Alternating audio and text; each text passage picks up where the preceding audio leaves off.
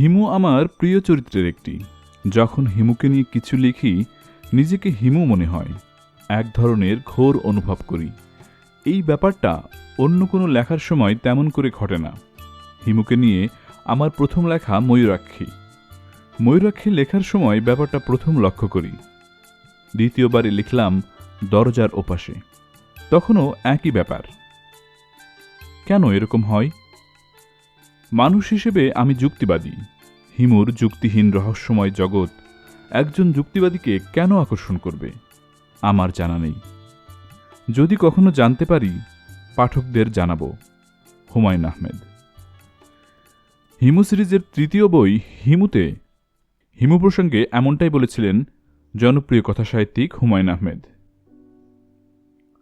আপনাদের প্রিয় পাণ্ডুলিপি ইউটিউব চ্যানেলে হিমু সমগ্রের ধারাবাহিক পাঠে আমাদের আজকের আয়োজন হিমু সিরিজের তৃতীয় বই হিমু।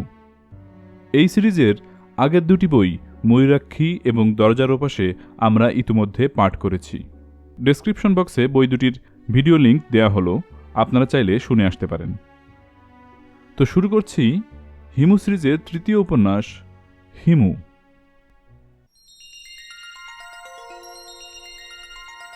কি নাম বললেন আপনার? হিমু? জি, হিমু। হিম থেকে হিমু? জি না, হিমালয় থেকে হিমু। আমার ভালো নাম হিমালয়। ঠাট্টা করছেন? না, ঠাট্টা করছি না। আমি পাঞ্জাবির পকেট থেকে ম্যাট্রিক সার্টিফিকেট বের করে এগিয়ে দিলাম। হাসি মুখে বললাম, সার্টিফিকেটে লেখা আছে দেখুন। এশা হতভম্ব হয়ে বলল, আপনি কি সার্টিফিকেট পকেটে নিয়ে ঘুরে বেড়ান? জি, সার্টিফিকেটটা পকেটেই রাখি। হিমালয় নাম বললে অনেকে বিশ্বাস করে না, তখন সার্টিফিকেট দেখায়। ওরা তখন বড় ধরনের ঝাঁকি খায়। আমি উঠে দাঁড়ালাম। এশা বলল, আপনি চলে যাচ্ছেন? এখন যাবেন না, একটু বসুন। আমার যেহেতু কখনোই কোনো তাড়া থাকে না, আমি বসলাম। রাত 9টার মতো বাজে। এমন কিছু রাত হয়নি, কিন্তু এ বাড়িতে মনে হচ্ছে নিশুতি। কারো কোনো সাড়া শব্দ নেই। বুড়ো একজন মানুষের খক খক শুনছিলাম, তাও এখন শোনা যাচ্ছে না। বুড়ো মনে হয় এই ফ্ল্যাটের নয়, পাশের ফ্ল্যাটের। এশা আমার সামনে বসে আছে। তার চোখে অবিশ্বাস এবং কৌতূহল একসঙ্গে খেলা করছে। সে অনেক কিছুই জিজ্ঞেস করতে চাচ্ছে, আবার জিজ্ঞেস করতে ভরসা পাচ্ছে না। আমি তাদের কাছে নিতান্তই অপরিচিত একজন। তার দাদিমা রিকশা থেকে পড়ে মাথা ফাটিয়েছেন। আমি ভদ্রমহিলাকে হাসপাতালে নিয়ে মাথা ব্যান্ডেজ করে বাসায় পৌঁছে দিয়ে বেতের সোফায় বসে আছি। এদের কাছে এই হচ্ছে আমার পরিচয়। আমি খানিকটা উপকার করেছি। উপকারের প্রতিদান দিতে না পেরে পরিবারটা একটু অস্বস্তির মধ্যে পড়েছে। ঘরে বোধহয় চা পাতা নেই। চা পাতা থাকলে এতক্ষণে চা চলে আসতো। প্রায় আধ ঘন্টা হয়েছে, এর মধ্যে চা চলে আসার কথা। আমি বললাম, আপনাদের বাসায় চা পাতা নেই, তাই না? এসা আবারও হকচকিয়ে গেল। বিস্ময় গোপন করতে পারল না। গলায় অনেকখানি বিস্ময় নিয়ে বলল, না, নেই। আমাদের কাজের মেয়েটা দেশে গেছে, ওই বাজার টাজার করে। চা পাতা না থাকায় আজ বিকেলে আমি চা খেতে পারিনি। আমি কি চা পাতা এনে দেব? না না, আপনাকে আনতে হবে না, আপনি বসুন। আপনি কি করেন? আমি একজন পরিব্রাজক। আপনার কথা বুঝতে পারছি না। আমি রাস্তায় রাস্তায় ঘুরে বেড়াই। এশা তীক্ষ্ণ গলায় বলল, আপনি কি ইচ্ছা করে আমার প্রশ্নের উদ্ভট জবাব দিচ্ছেন? আমি হাসি মুখে বললাম, যা সত্যি তাই বলছি। সত্যিকার বিপদ হলো সত্যি কথার গ্রহণযোগ্যতা কম। যদি বলতাম আমি একজন বেকার, পথে পথে ঘুরি, তাহলে আপনি আমার কথা সহজে বিশ্বাস করতেন। আপনি বেকার নন? জি না, ঘুরে বেড়ানোই আমার কাজ। তবে চাকরি বাকরি কিছু করি না। আজ বরং উঠি। দাদিমা আপনাকে বসতে বলেছে। উনি কি করছেন? শুয়ে আছেন, মনে হয় ঘুমিয়ে পড়েছেন। আপনি যদি এখন চলে যান তাহলে দাদিমা খুব রাগ করবেন। তাহলে বরং অপেক্ষাই করি। আমি বেতের সোফায় বসে অপেক্ষা করছি। আমার সামনে বিব্রত ভঙ্গিতে এশা বসে আছে। বসে থাকতে তার ভালো লাগছে না তা বোঝা যাচ্ছে। বারবার তাকাচ্ছে ভেতরের দরজার দিকে। এর মধ্যে দুবার হাতঘড়ির দিকে তাকালো। উপকারী অতিথিকে একা ফেলে রেখে চলে যেতেও পারছে না। আজকালকার মেয়েরা অনেক স্মার্ট হয়। এরা ফট করে বলে বসে, আপনি বসে বসে পত্রিকা পড়ুন, আমার কাজ আছে। এ তা বলতে পারছে না, আবার বসে থাকতেও ইচ্ছা করছে না। তার গায়ে ছেলেদের গায়ের চাদর। বয়স কত হবে? 24-25, কমও হতে পারে। চোখে মোটা ফ্রেমের চশমার জন্য হয়তো বয়স বেশি লাগছে। গায়ের রং শ্যামলা। রংটা আরেকটু ভালো হলে মেয়েটাকে দারুণ রূপবতী বলা যেত। শীতের দিনে ঠান্ডা মেঝেতে মেয়েটা খালি পায়ে এসেছে, এটা ইন্টারেস্টিং। যেসব মেয়ে বাসায় খালি পায়ে হাঁটাহাঁটি করে তারা খুব নরম স্বভাবের হয় বলে আমি জানি। এসে অস্বস্তির সঙ্গে বলল, আমার পরীক্ষা আছে, আমি পড়তে যাব। একা একা বসে থাকতে কি আপনার খারাপ লাগবে? খারাপ লাগবে না, পত্রিকা থাকলে দিন, বসে বসে পত্রিকা পড়ি। আমাদের বাসায় কোনো পত্রিকা রাখা হয় না। ও আচ্ছা, টিভি দেখবেন? টিভি ছেড়ে দিই। আচ্ছা দিন। এসে আর টিভি ছাড়ল। ছবি ঠিকমতো আসছে না, ঝাপসা ঝাপসা ছবি। এসে বলল অ্যান্টেনার তার ছিঁড়ে গেছে বলে এই অবস্থা। অবশ্য আমার কোনো অসুবিধা হচ্ছে না। আমি খুব লজ্জিত যে আপনাকে একা বসিয়ে রেখে চলে যেতে হচ্ছে। লজ্জিত হবার কিছুই নেই। আপনি কাইন্ডলি পাশের চেয়ারটায় বসুন। এই চেয়ারটা ভাঙা, হেলান দিলে পড়ে যেতে পারেন। আমি পাশের চেয়ারে বসলাম। কিছু কিছু বাড়ি আছে যার কোনো কিছুই ঠিক থাকে না। এটা বোধহয় সেরকম একটা বাড়ি। দেয়ালে বাঁকাভাবে ক্যালেন্ডার ঝুলছে, যার পাতা উল্টানো হয়নি। ডিসেম্বর মাস চলছে, ধুলো জমে আছে। আমি ক্যালেন্ডার থেকে দৃষ্টি ফিরিয়ে তাকালাম টিভির দিকে। নাটক হচ্ছে। মাঝখান থেকে একটা নাটক দেখতে শুরু করলাম। এটা মন্দ না।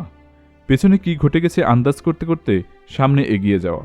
নাটকে একটি মধ্যবয়স্ক লোক তার স্ত্রীকে বলছে, এ তুমি কি বলছো সীমা? না না না, তোমার একথা আমি গ্রহণ করতে পারি না বলেই ভেউ ভেউ করে মুখ বাঁকিয়ে কান্না।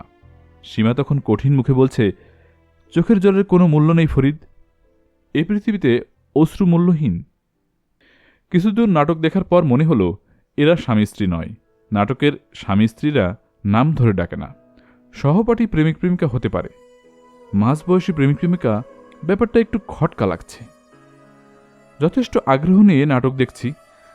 মাঝখান থেকে নাটক দেখার এত মজা আগে জানতাম না। জিগস পাজলের মতো পাজল শেষ করার আনন্দ পাওয়া যাচ্ছে। নাটক শেষ হলো। মিলনান্তক ব্যাপার। শেষ দৃশ্যে সীমা জড়িয়ে ধরেছে ফরিদকে। ফরিদ বলছে, জীবনের কাছে আমরা পরাজিত হতে পারি না সীমা। ব্যাকগ্রাউন্ডে রবীন্দ্রসঙ্গীত হচ্ছে। নাটকের শেষ দৃশ্যে রবীন্দ্রসঙ্গীত ব্যবহার করার একটা নতুন স্টাইল শুরু হয়েছে, যার ফলে গানটা ভালো লাগে, নাটকটা ভালো লাগে না। আমি টিভি বন্ধ করে চুপচাপ বসে আছি। এবারের ড্রয়িং রুমে সময় কাটাবার মতো কিছু নেই। একটিমাত্র ক্যালেন্ডারের দিকে কতক্ষণ আর তাকিয়ে থাকা যায়। দরজার কড়া নড়ছে। আমি দরজা খুললাম। স্যুট টাই পরা এক ভদ্রলোক। ছেলে মানুষের চেহারা, মাথা ভর্তি চুল। এত চুল আমি কারো মাথায় আগে দেখিনি। হাত বুলিয়ে দেখতে ইচ্ছা করছে। ভদ্রলোককে দেখে মনে হলো দরজায় কড়া এনে তিনি খুবই বিব্রত বোধ করছেন। আমি বললাম, কি চাই? ভদ্রলোক ক্ষীণ গলায় বললেন, এসা কি আছে? আছে, ওর পরীক্ষা, পড়াশোনা করছে। ও আচ্ছা। ভদ্রলোক মনে হলো আরও বিব্রত হলেন, আরও সংকুচিত হয়ে গেলেন।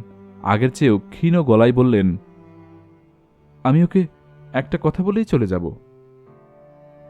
কথা বলতে রাজি হবে কিনা জানি না। কাইন্ডলি একটু আমার কথা বলুন, বলুন মোরশেদ। মোরশেদ বললে চিনবে? জি। ভেতরে এসে বসুন, আমি বলছি। আমি ভেতরে যাব না, এখানেই দাঁড়াচ্ছি। আচ্ছা দাঁড়ান। কি নাম যেন বললেন? মোরশেদ না? জি। আমি কয়েক মুহূর্ত চিন্তা করলাম, কি করা যায়? এখান থেকে এসা এসা করে ডাকা যায়, ডাকতে ইচ্ছা করছে না। সরাসরি বাড়ির ভেতরে ঢুকে গেলে কেমন হয়? এসা কোথায় পড়াশোনা করছে আমি জানি। ভেতরের বারান্দার এক কোণায় তার পড়ার টেবিল। দাদিমাকে ধরাধরি করে ভেতরের বারান্দার ইজি চেয়ারে শুইয়ে দিতে গিয়ে আমি এশার পড়ার টেবিল দেখেছি। আগে যেহেতু একবার ভেতরে যেতে পেরেছি, এখন কেন পারবো না? এশা রেগে যেতে পারে, রাগুক না।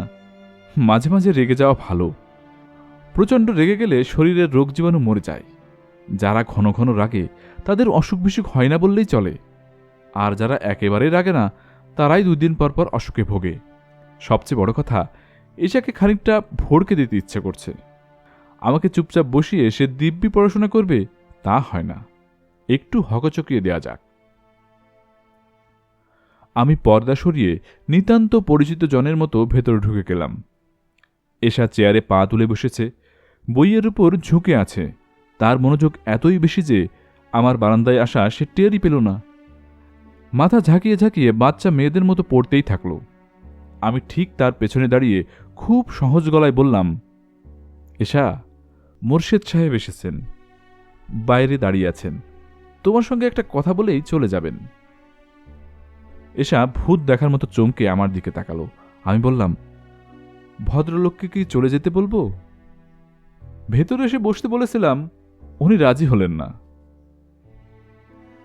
এশা কঠিন গলায় বলল, আপনি দয়া করে বসার ঘরে বসুন। আপনি হুট করে ঘরে ঢুকে গেলেন কি মনে করে? আমি নিতান্তই স্বাভাবিক গলায় বললাম, ভদ্রলোককে কি বসতে বলবো? তাকে যা বলার আমি বলবো। প্লিজ আপনি বসার ঘরে যান। আশ্চর্য, আপনি কি মনে করে ভেতরে চলে এলেন? আমি এশাকে হতচকিত অবস্থায় রেখে চলে এলাম। ভদ্রলোক বাইরে সিগারেট ধরিয়েছেন। আমাকে দেখে আস্ত সিগারেট ফেলে অপ্রস্তুত ভঙ্গিতে হাসলেন। আমি বললাম, ভেতরে গিয়ে বসুন, এশা আসছে। আমাকে বসতে বলেছে? তা বলেনি, তবে আমার মনে হচ্ছে আপনি ভেতরে গিয়ে বসলে খুব রাগ করবে না। আমি বরং এখানেই থাকি। আচ্ছা থাকুন। আমি লম্বা লম্বা পা ফেলে রাস্তায় চলে এলাম। আপাতত রাস্তার দোকানগুলির কোনো একটিতে চা খাব। ইতোমধ্যে ভদ্রলোকের সঙ্গে এশার কথাবার্তা শেষ হবে। আমি আবার ফিরে যাব, ফিরে নাও যেতে পারি। এই জগৎ সংসারে আগেভাগে কিছুই বলা যায় না। শীতের রাতে ফাঁকা রাস্তায় দাঁড়িয়ে চা খাবার অন্যরকম আনন্দ আছে। চা খেতে খেতে মাঝে মাঝে আকাশের দিকে তাকিয়ে আকাশের তারা দেখতে হয়। সারা শরীরে লাগবে কনকনে শীতের হাওয়া, হাতে থাকবে চায়ের কাপ, দৃষ্টি আকাশের তারার দিকে। তারাগুলিকে তখন মনে হবে সাদা বরফের ছোট ছোট খণ্ড। হাত দিয়ে ছুঁতে ইচ্ছে করবে, কিন্তু ছোঁয়া যাবে না। পরপর 2 কাপ চা খেয়ে 3য় কাপের অর্ডার দিয়েছি। তখন দেখি মোরশেদ সাহেব হনহন করে যাচ্ছেন। মাটির দিকে তাকিয়ে এত দ্রুত আমি কাউকে হাঁটতে দেখিনি। আমি ডাকলাম, এই যে মোরশেদ সাহেব। ভদ্রলোক থমকে দাঁড়ালেন, খুবই অবাক হয়ে তাকালেন। নিতান্তই অপরিচিত কেউ নাম ধরে ডাকলে আমরা যেরকম অবাক হই সেরকম। ভদ্রলোক আমাকে চিনতে পারছেন না। আশ্চর্য আত্মভোলা মানুষ তো। আমি বললাম, চা খাবেন মোরশেদ সাহেব? আমাকে বলছেন? হ্যাঁ, আপনাকেই বলছি। আপনি কি আমাকে চিনতে পারছেন না? জি না, একটু আগেই দেখা হয়েছে। ভদ্রলোক আরও বিস্মিত হলেন। আমি বললাম, এখন কি চিনতে পারছেন? তিনি মাথা নেড়ে বললেন, জি জি। মাথা নাড়ার ভঙ্গি দেখে বুঝতে পারছি তিনি মোটেই চেনেননি। আমি বললাম, এশার সঙ্গে কথা হয়েছে? জি হয়েছে। এখন আমি আপনাকে চিনতে পেরেছি। আপনি এশার ছোট মামা। এশাকে ডেকে দিয়েছেন। আপনার স্মৃতিশক্তি খুবই ভালো।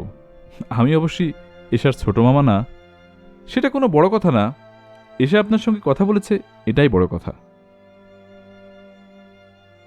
এশা কথা বলেনি? কথা বলেনি?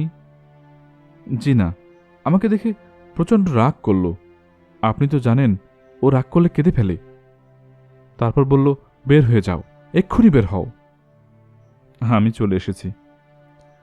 ভালো করেছেন, আসুন চা খাওয়া যাক। আমি চা খাই না, চা খেলে রাতে ঘুম হয় না। তাহলে চা না খাওয়াই ভালো। এসে আপনার কে হয়? ও আমার স্ত্রী। আমি তাই আন্দাজ করেছিলাম। চলুন যাওয়া যাক। চলুন। বড় রাস্তায় গিয়ে ভদ্রলোক রিকশা নিলেন। খিলগা যাবেন।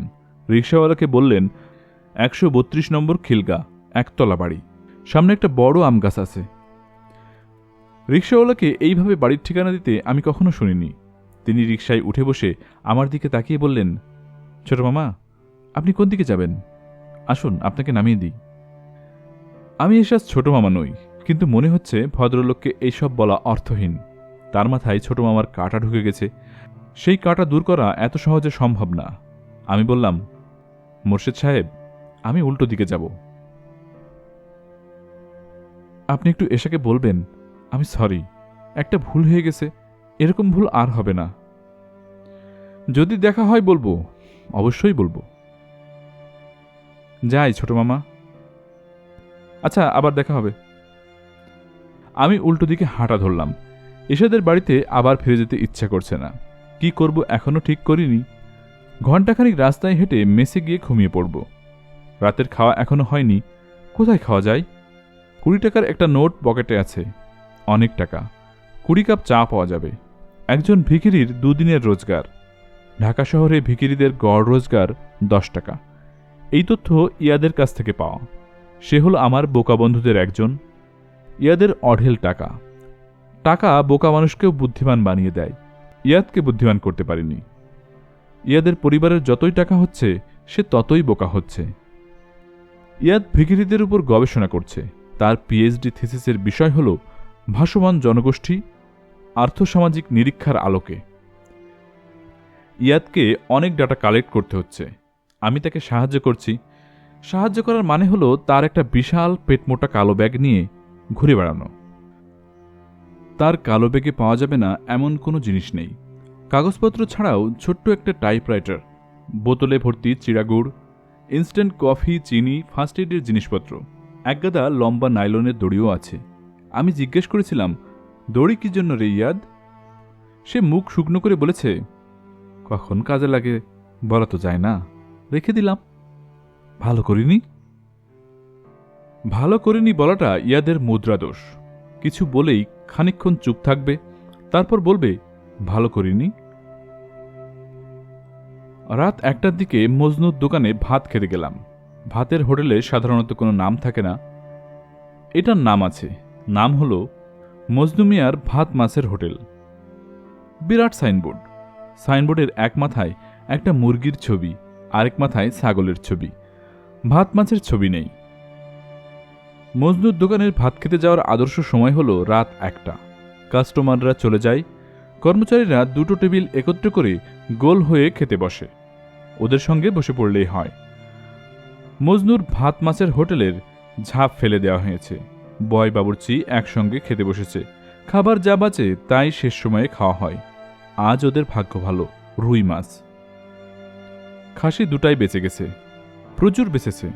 শুধু ভাত নেই। অল্প কটা আছে, তাই একটা টিনের থালায় রাখা হয়েছে। তরকারির চামচে 1 চামচ করেও সবার হবে না। আমাকে দেখে এরা জায়গা করে দিল। মজনু মিয়া বিরস মুখে বললেন, হিমু ভাই, রোজ দেরি করেন। আপনার মতো কাস্টমার না থাকাই ভালো, বড়ই যন্ত্রণা। আমি বললাম, ভাত নেই নাকি? যা আছে আপনার হয়ে যাবে, আপনি খান। ওরা মাছ গোছ খাবে। এত বড় পেটি একটা খেলে পেট ভরে যায়। খানিকটা ভাত রান্না করে ফেললে কেমন হয়? হিমু ভাই, আপনি আজ যন্ত্রণা করবেন না তো? রাত 1টার সময় কে ভাত রানবে? অসুবিধা কি? অসুবিধা আছে। চাল নাই, পোলাওয়ের চাল সামান্য আছে। সকালে বিরিয়ানি হবে। এই খা তোরা, আমি চললাম। আর শুনেন হিমু ভাই, আপনার ওই পাগলা বন্ধু ইয়াদ সাহেবকে আমার এখানে আসতে নিষেধ করে দিবেন। আজ একদিনে 2বার এসেছে আপনার খোঁজে। 2বারই খুব যন্ত্রণা করেছে। বলে চা দিন, দিলাম চা। বলে কাপ পরিষ্কার হয়নি, গরম পানিতে ধুয়ে দিন, আমি ডাবল দাম দিব। দিলাম গরম পানিতে ধুয়ে। চা মুখে দিয়ে থু করে ফেলে দিয়ে বলে, চিনি কম, 1 কাপ চা দিতে বলুন, আমি ডবল দাম দিব। কোথায় কোথায় ডবল দাম? আরে ডবল দাম কে চায়? এতগুলো কাস্টমারের সামনে যে থু করে চা ফেললো, আমার অপমান হলো না? আপনি আপনার বন্ধুরে বলে দিবেন। আচ্ছা, ইয়াদকে আমি বলে দিব। আজে বাজে লোককে হোটেল চিনায় দিয়েছেন, এরা যান শেষ করে দেয়। মজনু মিয়া ক্যাশ নিয়ে চলে গেল। টিনের থালায় এক থালা ভাত নিয়ে আমরা 6 জন মানুষ চুপচাপ বসে আছি। বাবুর্চির নাম মোস্তফা। মোস্তফা বসেছে আমার পাশে। সে ক্লান্ত ও ক্ষুধার্ত। মোস্তফা বলল, হেমু ভাই, আপনি খান। রুই মাছটা ভালো ছিল, আরে স্যার মাছ খেয়ে আরাম পাইবেন। আমি একা ভাত খাবো, আপনারা শুধু তরকারি? অসুবিধা কিছু নাই ভাইজান। অসুবিধা আছে, চুলা ধরান, পোলাওয়ের চাল বসিয়ে দেন, পোলাও রান্না করে ফেলুন, ভালো মাছ আছে, পোলাও দিয়ে আরাম করে খাই। বাবুর্চি অন্যদের দিকে তাকালো। সবার চোখই চকচক করছে। আমি বললাম, মাছের তরকারি ঠান্ডা হয়ে গেছে, গরম করতে হবে, চুলা তো ধরাতেই হবে। মোস্তফা ক্ষীণ গলায় বলল, মালিক শুনলে খুবই রাগ করব। শুনবে কেন? শুনবে না। তাছাড়া আগামী 2 দিন মালিক দোকানে আসবে না তো। পোলাও বসাই দিমু? দিন। সকালের জন্য মুরগি কোটা আছে, মোরগ পোলাও বসাই দিমু? আইডিয়া মন্দ না, যাহা 52 তাহাই 65। পোলাও যখন হচ্ছে, মোরগ পোলাওয়ে অসুবিধা কি? কতক্ষণ লাগবে?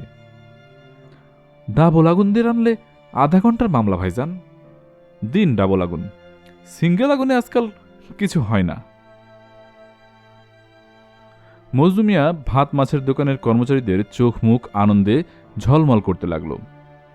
আমি বললাম, রান্নাবান্না হোক, আমি আধ ঘন্টা পর আসব। চা বানাই দিই ভাইজান, বৈশা বৈশা গরম চা খান।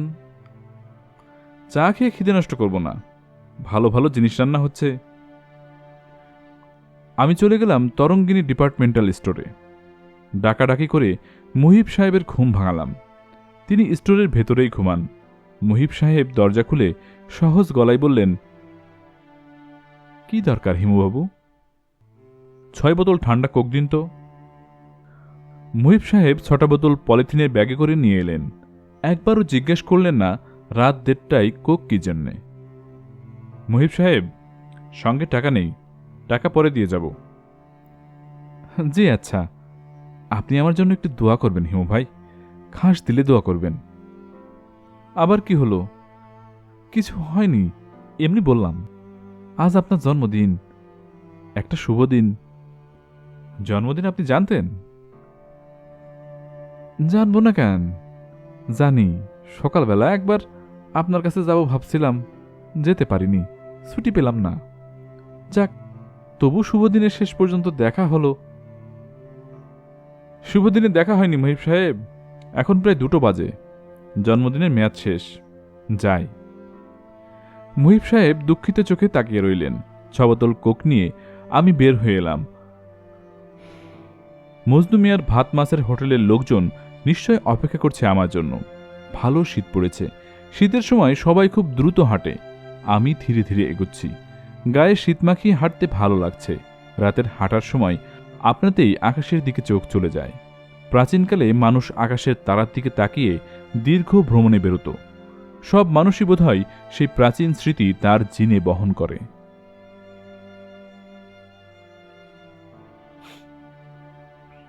ঘরের ভেতর 2টো চিঠি। একটির খাম দেখলেই বোঝা যাচ্ছে রূপার কাছ থেকে এসেছে। কার্টিস পেপারে ধবধবে সাদা খাম, খামের মাথায় রূপালি কালিতে এমবোস করা রূপার নাম। সাদার উপর রূপালি ফোটে না, তবু এটাই রূপার স্টাইল। অন্য চিঠিটি ব্রাউন কাগজের, ঠিকানা ইংরেজিতে টাইপ করা। 2টো চিঠির কোনোটিতেই স্ট্যাম্প নেই, হাতে হাতে পৌঁছে দেয়া। আমি রূপার চিঠি পকেটে রেখে অন্যটা খুললাম। যা ভেবেছি তাই, ইয়াদের লেখা, টাইপ করা চিঠি, ইংরেজি ভাষায় টেলিগ্রামের ধরনে লেখা। হিমু, খুঁজে পাচ্ছি না, কোথায় আছো? ভিডিও ক্যামেরা কিনেছি, সব ভিডিও হবে। ইয়াদ। ঘরে থাকলেই ইয়াদের হাতে পড়তে হবে, সারা দিনের জন্য আটকে যেতে হবে। আমার কাজ হবে তার পেট মোটা কালো ব্যাগ নিয়ে ঘুরে বেড়ানো। এখন যেহেতু ভিডিও ক্যামেরা কেনা হয়েছে, ভিক্ষুকদের ইন্টারভিউ হবে ভিডিওতে। এতদিন ক্যাসেট রেকর্ডারে হচ্ছিল। ইয়াদের কাজকর্ম পরিষ্কার, তৈরি প্রশ্নমালা আছে। ইন্টারভিউর সময় তৈরি প্রশ্নমালার বাইরে কোনো প্রশ্ন করা যাবে না। প্রশ্নের নমুনা হল নাম, স্ত্রী না পুরুষ, বয়স, শিক্ষা, পিতার নাম, ঠিকানা স্থায়ী আর অস্থায়ী, কতদিন ধরে ভিক্ষা করছেন, দৈনিক গড় আয় কত, পরিবারের সদস্য সংখ্যা, সদস্যদের মধ্যে কতজন ভিক্ষুক, খাবার রান্না করে খান না ভিক্ষালব্ধ খাবার খান। এরকম মোট 50টা প্রশ্ন। এক একজনের উত্তর দিতে ঘণ্টাখানিক লাগে। 1 ঘন্টার জন্য তাকে 5 টাকা দেয়া হয়। 5 টাকার চকচকে একটা নোট হাতে নিয়ে অধিকাংশ ভিক্ষুকই চোখ কপালে তুলে বলে, এতক্ষণ খাটনি করাইয়া এই ডাকিয়ে দিলেন, আপনার বিচার নাই? আমি ইয়াদকে বলার চেষ্টা করেছি এই জাতীয় প্রশ্ন অর্থহীন। ইয়াদ তা মানতে রাজি নয়। সে নাকি 3 মাস 3 রাত খেটে প্রশ্ন তৈরি করেছে। প্রশ্ন তৈরির আগে স্ট্যাটিস্টিক্যাল মডেল দাঁড়া করিয়েছে, কম্পিউটার সফটওয়্যার পরিবর্তন করেছে, ইত্যাদি ইত্যাদি। আমি তার বকবকানি শুনে বিরক্ত হয়ে বলেছি, চুপ কর গাধা। সে খুবই অবাক হয়ে বলেছে, গাধা বলছিস কেন? আমাকে গাধা বলার পেছনে তোর কি কি যুক্তি আছে? তুই পয়েন্ট ওয়াইজ কাগজে লিখে আমাকে দে, আমি ঠান্ডা মাথায় অ্যানালাইসিস করব। যদি দেখি তোর যুক্তি ঠিক না, তাহলে আমাকে গাধা বলার জন্য তোকে লিখিতভাবে ক্ষমা প্রার্থনা করতে হবে। এ জাতীয় মানুষদের কাছ থেকে যত দূরে থাকা যায় ততই মঙ্গল। আমি সবসময় দূরে থাকার চেষ্টাই করি। আমি পালিয়ে পালিয়েই বেড়াই। গাধাটা আমাকে খুঁজে খুঁজে বের করে। এক ধরনের চোর পুলিশ খেলা। আমি চোর, সে পুলিশ। যেহেতু চোরের বুদ্ধি সবসময় পুলিশের বুদ্ধির চেয়ে বেশি, সেহেতু সে গত 1 সপ্তাহ আমার দেখা পায়নি, আজও পাবে না। আমি আবার বের হয়ে পড়লাম। আমার কোনো রকম পরিকল্পনা নেই। প্রথমে রূপার কাছে যাওয়া যায়, ওর সঙ্গে অনেকদিন দেখা হয় না। প্রিয় মুখ কিছুদিন পর পর দেখতে হয়। মানুষের মস্তিষ্ক অপ্রিয়জনদের ছবি সুন্দর করে সাজিয়ে রাখে। প্রিয়জনদের ছবি কোনো এক বিচিত্র কারণে কখনো সাজায় না, যে জন্য চোখ বন্ধ করে প্রিয়জনের চেহারা কখনোই মনে করা যায় না। রূপাকে পাওয়া গেল না। রূপার বাবার সঙ্গে দেখা হলো। তিনি ভুরু কুঁচকে বললেন, ও তো ঢাকায় নেই।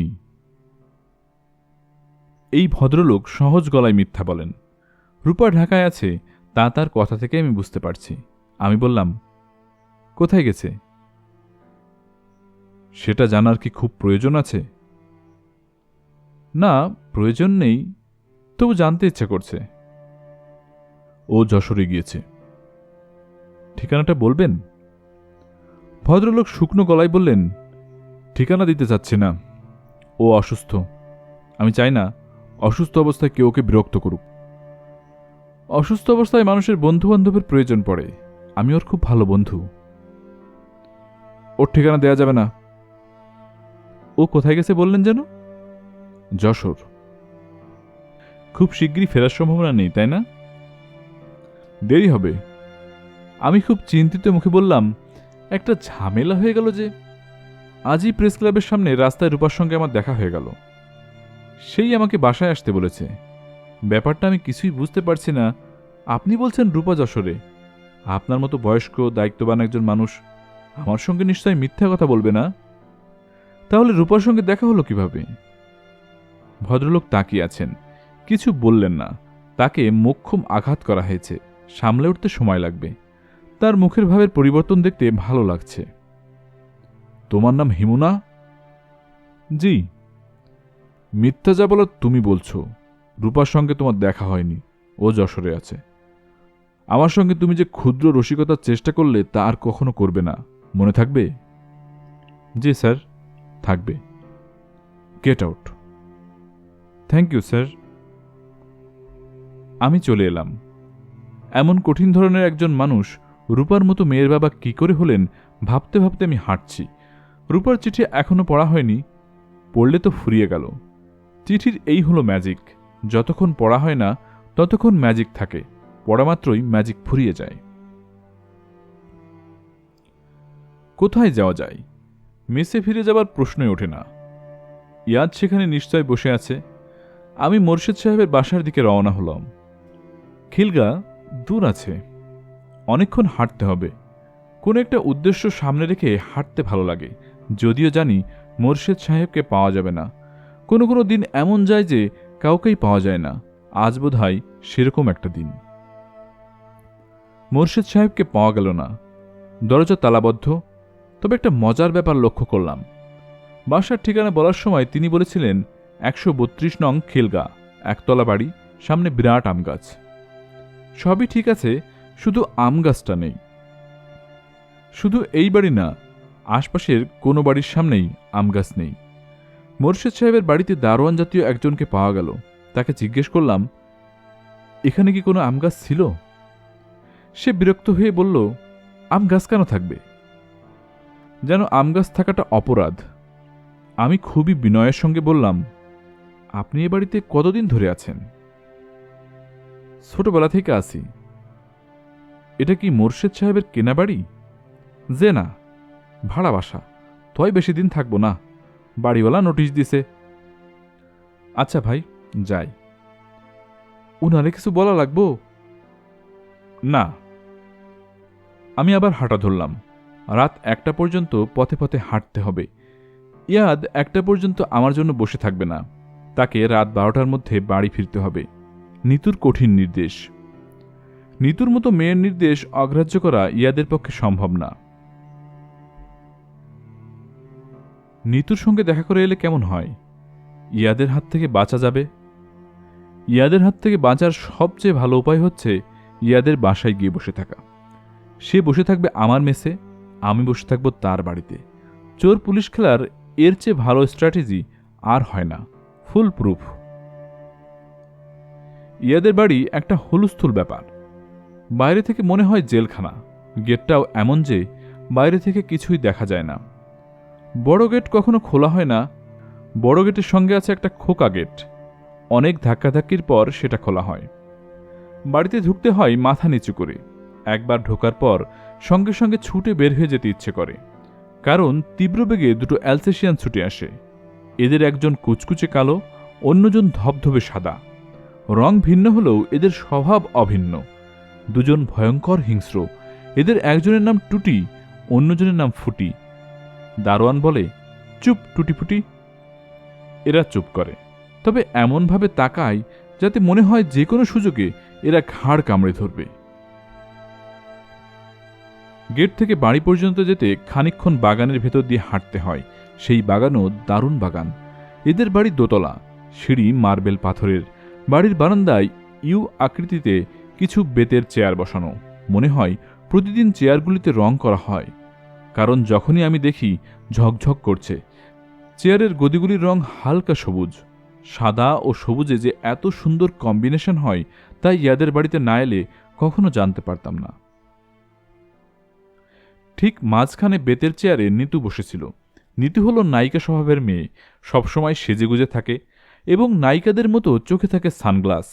দিনরাত সবসময়ই সানগ্লাস। তাকে যখনই দেখি তখনই মনে হয় সে পার্টিতে যাচ্ছে কিংবা পার্টি থেকে ফিরছে। স্বাভাবিক ভঙ্গিতে এই মেয়েটিকে একবার আমার দেখার ইচ্ছা করে। সেটা বোধহয় সম্ভব নয়। আমাকে দেখে উঠে দাঁড়ালো, হাসি মুখে বলল, যাক, আপনাকে তাহলে পাওয়া গেল। ও খুব ব্যাকুল হয়ে আপনাকে খুঁজছে। ব্যাপার কি? ব্যাপার কি আমি জানি না। ভিক্ষুক সম্পর্কিত কিছু হবে। আমি জানতেও চাইনি। আপনাকে এমন লাগছে কেন? কেমন লাগছে? মনে হচ্ছে ম্যানহোলের গর্তের কাজ করছিলেন, কাজ বন্ধ করে বেড়াতে এসেছেন, ফিরে গিয়ে আবার কাজ শুরু করবেন। এতটা খারাপ? হ্যাঁ, এতটাই খারাপ। আপনি কি গোসল করেন না করেন না? শীতের সময় কম করি। বাথটাবে গরম পানি দিলে আপনি কি গোসল করবেন? আমার প্রয়োজন নেই। নোংরা থাকতে ভালো লাগছে। নোংরা থাকতে ভালো লাগছে মানে? এটা কি ধরনের কথা? রসিকতা করার চেষ্টা করছি। নিতু ঠোঁট বাঁকিয়ে বলল, রসিকতা বলে আমার মনে হচ্ছে না। আপনি আসলেই নোংরা থাকতে ভালোবাসেন। যাই হোক, আমার জন্য হলেও দয়া করে পরিষ্কার পরিচ্ছন্ন হয়ে আসুন। আপনার সঙ্গে খানিকক্ষণ কথা বলি। আপনাকে নতুন এক সেট কাপড় দিচ্ছি। গায়ের কাপড় বাথরুমে রেখে আসবেন, ইস্ত্রি করে আপনার কাছে পাঠিয়ে দেওয়া হবে। আমি হাসলাম। নিতু বলল, হাসবেন না। হাসির কোনো কথা বলিনি। যান, বাথরুমে ঢুকে পড়ুন, কুইক। একদল মানুষ আছে বাথরুম প্রেমিক। তারা অন্য কিছুতে মুগ্ধ হয় না, বাথরুম দেখে মুগ্ধ হয়। আমি সেই দলে পড়ি না, কিন্তু ইয়াদের বাড়ির বাথরুমে ঢুকে খানিকক্ষণ চুপচাপ থেকে মনে মনে বলি, এ কি? আজ আবার বললাম। বাথটাব ভর্তি পানি। সেই বাথটাব এত বড় যে ইচ্ছে করলে সাঁতার কাটা যায়, ডুব দেয়া যায়। গোসল করতে করতে সঙ্গীত শ্রবণের ব্যবস্থা আছে। সঙ্গীতের কন্ট্রোল অবশ্য বাইরে। যে রেকর্ড বাজানো হবে স্পিকারের মাধ্যমে তা চলে আসবে বাথরুমে। এখন গান হচ্ছে। রবীন্দ্রনাথ বেঁচে থাকলে আহত হতেন, কারণ বাথটাবে শুয়ে আমি শুনছি তার মায়ার খেলা। প্রায় ঘণ্টাখানিক বাথরুমে কাটিয়ে আমি বের হয়ে এলাম। গায়ে ধবধবে সাদা পায়জামা পাঞ্জাবি, একটা হালকা নীল উলের চাদর, পায়ে দিয়েছি চটি জুতো। সেগুলিও নতুন। আয়নায় নিজেকে দেখে নিজেরই লজ্জা লাগছে। নিতু বলল, বাহ, আপনাকে তো ভালো দেখাচ্ছে। আসুন, চা খেতে আসুন। বিভিন্ন খাবারের জন্য এদের বিভিন্ন ঘর আছে। চা খাবারের জন্য আছে টি রুম। আমরা দুজনে টি রুমে বসলাম। পট ভর্তি চা, সঙ্গে অ্যাস্ট্রে এবং টিন ভর্তি সিগারেট। নিতু বলল, চা নিন, সিগারেট নিন, যাবার সময় টিনটা নিয়ে যাবেন, এটা আপনার জন্য। আচ্ছা, নিয়ে যাব। এখন আপনার সঙ্গে খানিকক্ষণ খোলামেলা কথা বলবো। যা জানতে চাইব আপনি দয়া করে উত্তর দিবেন। দেব। ইয়াদ আপনার কিরকম বন্ধু? ভালো বন্ধু। ভালো বন্ধু যদি হয়, তাহলে ওকে আপনি গাধা বলেছিলেন কেন? গাধা এক ধরনের আদরের ডাক। অপরিচিত বা অর্ধপরিচিতদের গাধা বলা যাবে না, বললে মেরে তক্তা বানিয়ে দেবে। প্রিয় বন্ধুদেরই গাধা বলা যায়। এতে প্রিয় বন্ধুরা রাগ করে না, বরং খুশি হয়। আপনি কি জানেন, ইয়াদ অন্য 10 জনের মতো নয়।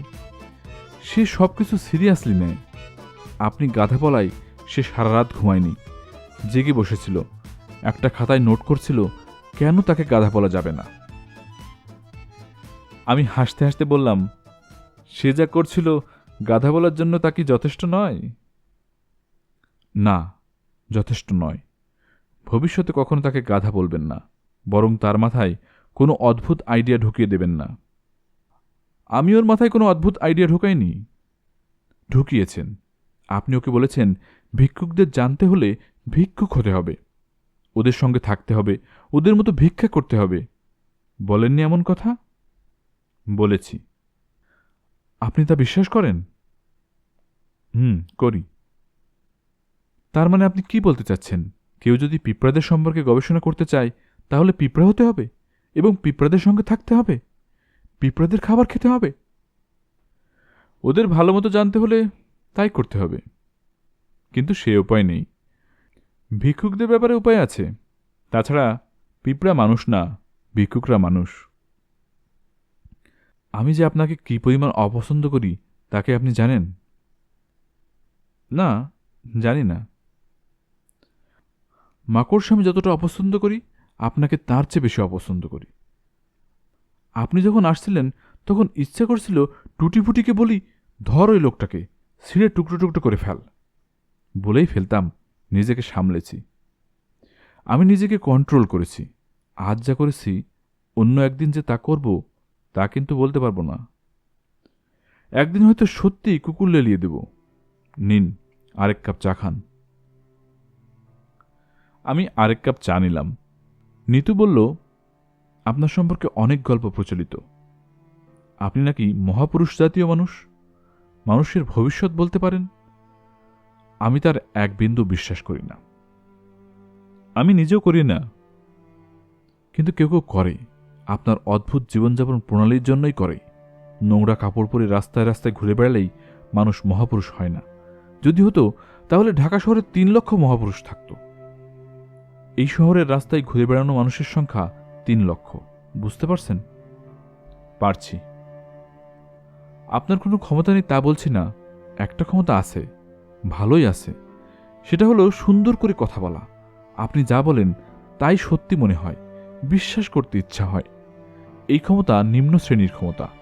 রাস্তায় রাস্তায় যারা ওষুধ বিক্রি করে, তাদেরও এই ক্ষমতা আছে।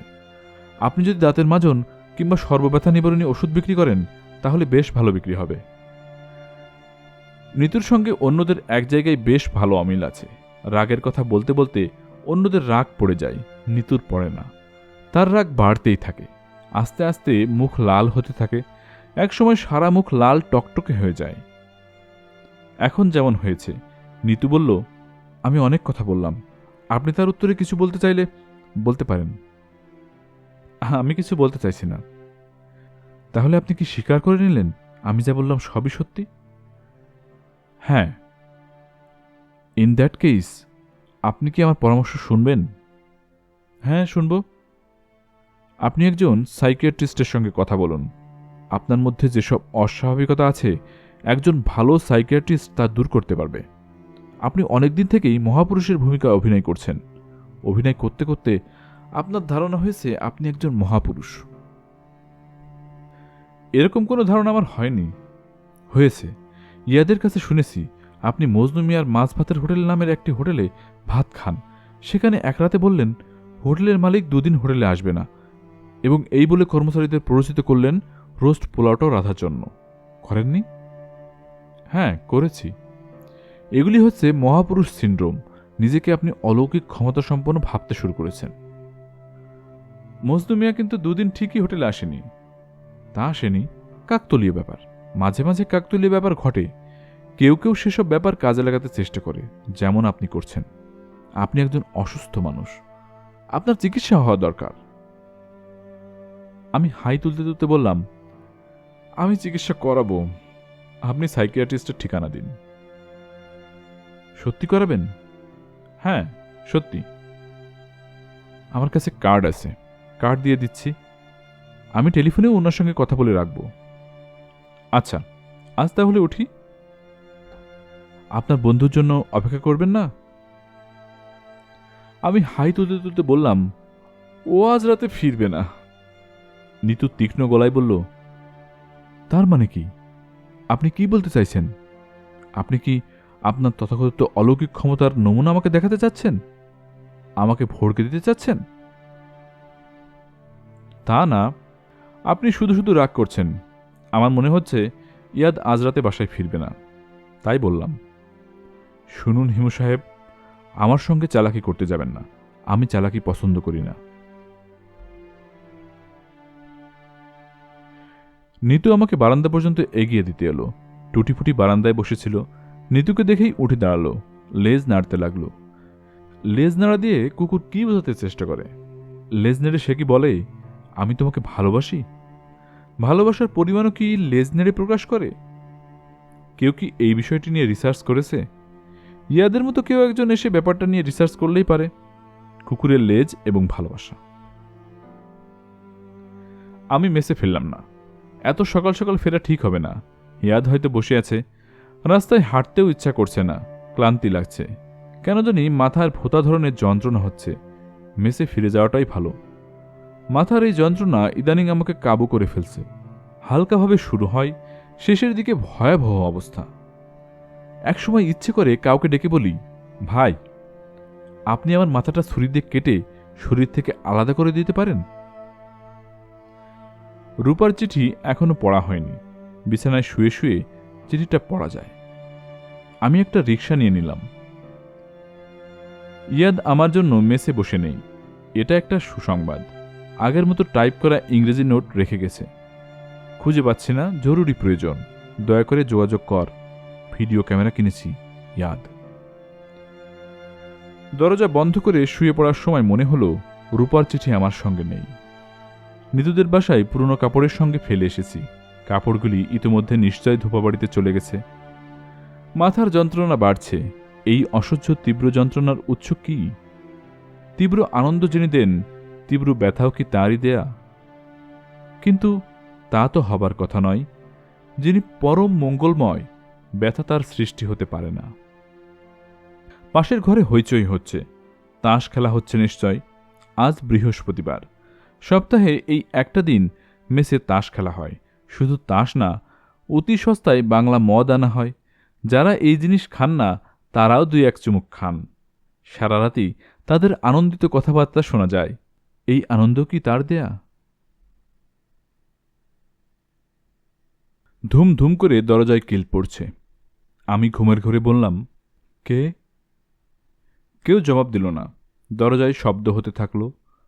আমার সমস্যা হচ্ছে, শীতের ভোরে একবার লেপের ভেতর থেকে বের হলে আবার ঢুকতে পারি না। এখনও ঠিকমতো ভোর হয়নি।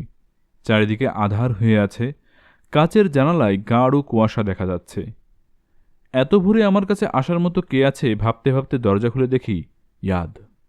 এই প্রচণ্ড শীতে তার গায়ে একটা ট্রাকিং স্যুট, পায়ে কেটস জুতা, নিশ্চয় দৌড়ে এসেছে। চোখ মুখ লাল, বড় বড় করে শ্বাস নিচ্ছে। ইয়াদ বলল, জগিং করতে বের হয়েছিলাম, ভাবলাম একটা চান্স নিয়ে দেখি তোকে পাওয়া যায় কিনা। কতবার যে এসেছি তোর খুঁজে। এই কদিন কোথায় ছিলি? আমি জবাব না দিয়ে বাথরুমে ঢুকে গেলাম। বাথরুমের দরজা ঠেলে ইয়াদও ঢুকে গেল। আমি মুখে পানি দিচ্ছি, ইয়াদ পাশে। সে বলল, ছিলি কোথায় তুই? ইয়াদের স্বভাব চরিত্রের একটি ভালো দিক হচ্ছে, অধিকাংশ প্রশ্নেরই সে কোনো জবাব শুনতে চায় না। প্রশ্ন করা প্রয়োজন বলেই প্রশ্ন করে। জবাব দিলে ভালো, না দিলে ক্ষতি নেই। সে প্রশ্ন করে যাবে তার মনের আনন্দে। হিমু, কি? কাল রাতে আমার বউকে তুই খামোকা ভয় দেখালি কেন? ভয় দেখিয়েছি? অফকোর্স ভয় দেখিয়েছিস। তুই তাকে বললি আমি নাকি রাতে ফিরব না। এদিকে আমি সত্যি সত্যি আটকা পড়ে গেলাম ছোট খালার বাসায়। ফিরতে ফিরতে রাত 2টো বেজে গেছে। এসে দেখি নিতুর মাথায় পানি ঢেলা হচ্ছে। পরিচিত অপরিচিত সব বাসায় টেলিফোন করা হয়েছে। ম্যানেজারকে পাঠানো হয়েছে সব হাসপাতালে খোঁজ নিতে। ম্যানেজার বেটা গাড়ি নিয়ে বের হয়ে সেই গাড়ি ড্রেনে ফেলে দিয়েছে। এই অবস্থা? হ্যাঁ, এই অবস্থা। নিতুর হাইপার টেনশন আছে, অল্পতেই এমন নার্ভাস হয়। ওর একজন পোষা সাইকিয়াট্রিস্ট আছে, 2 দিন পর পর তার কাছে যায়, এক গাদা করে টাকা দিয়ে আসে। তোর তো টাকা খরচ করার পথ নেই, কিছু খরচ হচ্ছে, মন্দ কি? টাকা কোনো সমস্যা না, নিতুই সমস্যা। অল্পতেই এত আপসেট হয়। এই কারণেই তোকে খুঁজছি, নিতুকে সামলানোর ব্যাপারে কি করা যায়। সামলানোর দরকার কি? দরকার আছে। তোর প্রস্তাব আমি গ্রহণ করেছি, ভিখারি হয়ে যাব। 7 দিনের ক্র্যাশ প্রোগ্রাম। 7 দিন ভিখারি হয়ে ওদের সঙ্গে ঘুরে ঘুরে বেড়াবো, ভিক্ষা করব। 7 দিনে কিছু হবে না। কতদিন লাগবে? 2 বছর। বলিস কি? ঠিকমতো ওদের জানতে হলে ওদের একজন হতে হবে। ওদের একজন হতে সময় লাগবে। নিতুকে সামলাবো কি করে? যারা ছোটখাটো ঘটনাতে আপসেট হয় তারা বড় ঘটনায় সাধারণত আপসেট হয় না। নিতু সামলে উঠবে, আরও বেশি বেশি করে সাইকিয়াট্রিস্টের কাছে যাবে। তুই ঘর ছাড়ছিস কবে? ইয়াদ বিরক্ত গলায় বলল, আমাকে জিজ্ঞেস করছিস কেন? এটা তো তোর উপর নির্ভর করছে। আমি মানসিকভাবে প্রস্তুত, তুই বললেই শুরু করব। তুই একটা ডেট বল, আমি নিতুকে বলি। আমি ডেট বলবো কেন? তুইও তো যাবি আমার সঙ্গে। আমি একা একা পথে ভিক্ষা করব? হ্যাঁ করবি, তোরই তো ভিক্ষুকদের জীবনচর্চা দরকার, আমার না। তুই আমার সঙ্গে যাচ্ছিস না? না। ও মাই গড, আমি তো ধরেই রেখেছি তুই যাচ্ছিস, সেইভাবে প্রস্তুতি নিয়েছি। সকালবেলা খালি পেটে আমি সিগারেট খেতে পারি না। শুধুমাত্র বিরক্তিতে আমি সিগারেট ধরালাম। বিরক্তি ভাব গলার স্বরে যত সম্ভব ফুটিয়ে তুলে বললাম, তুই ভিক্ষা করতে যাবি? সেখানেও একজন ম্যানেজার নিয়ে যেতে চাস?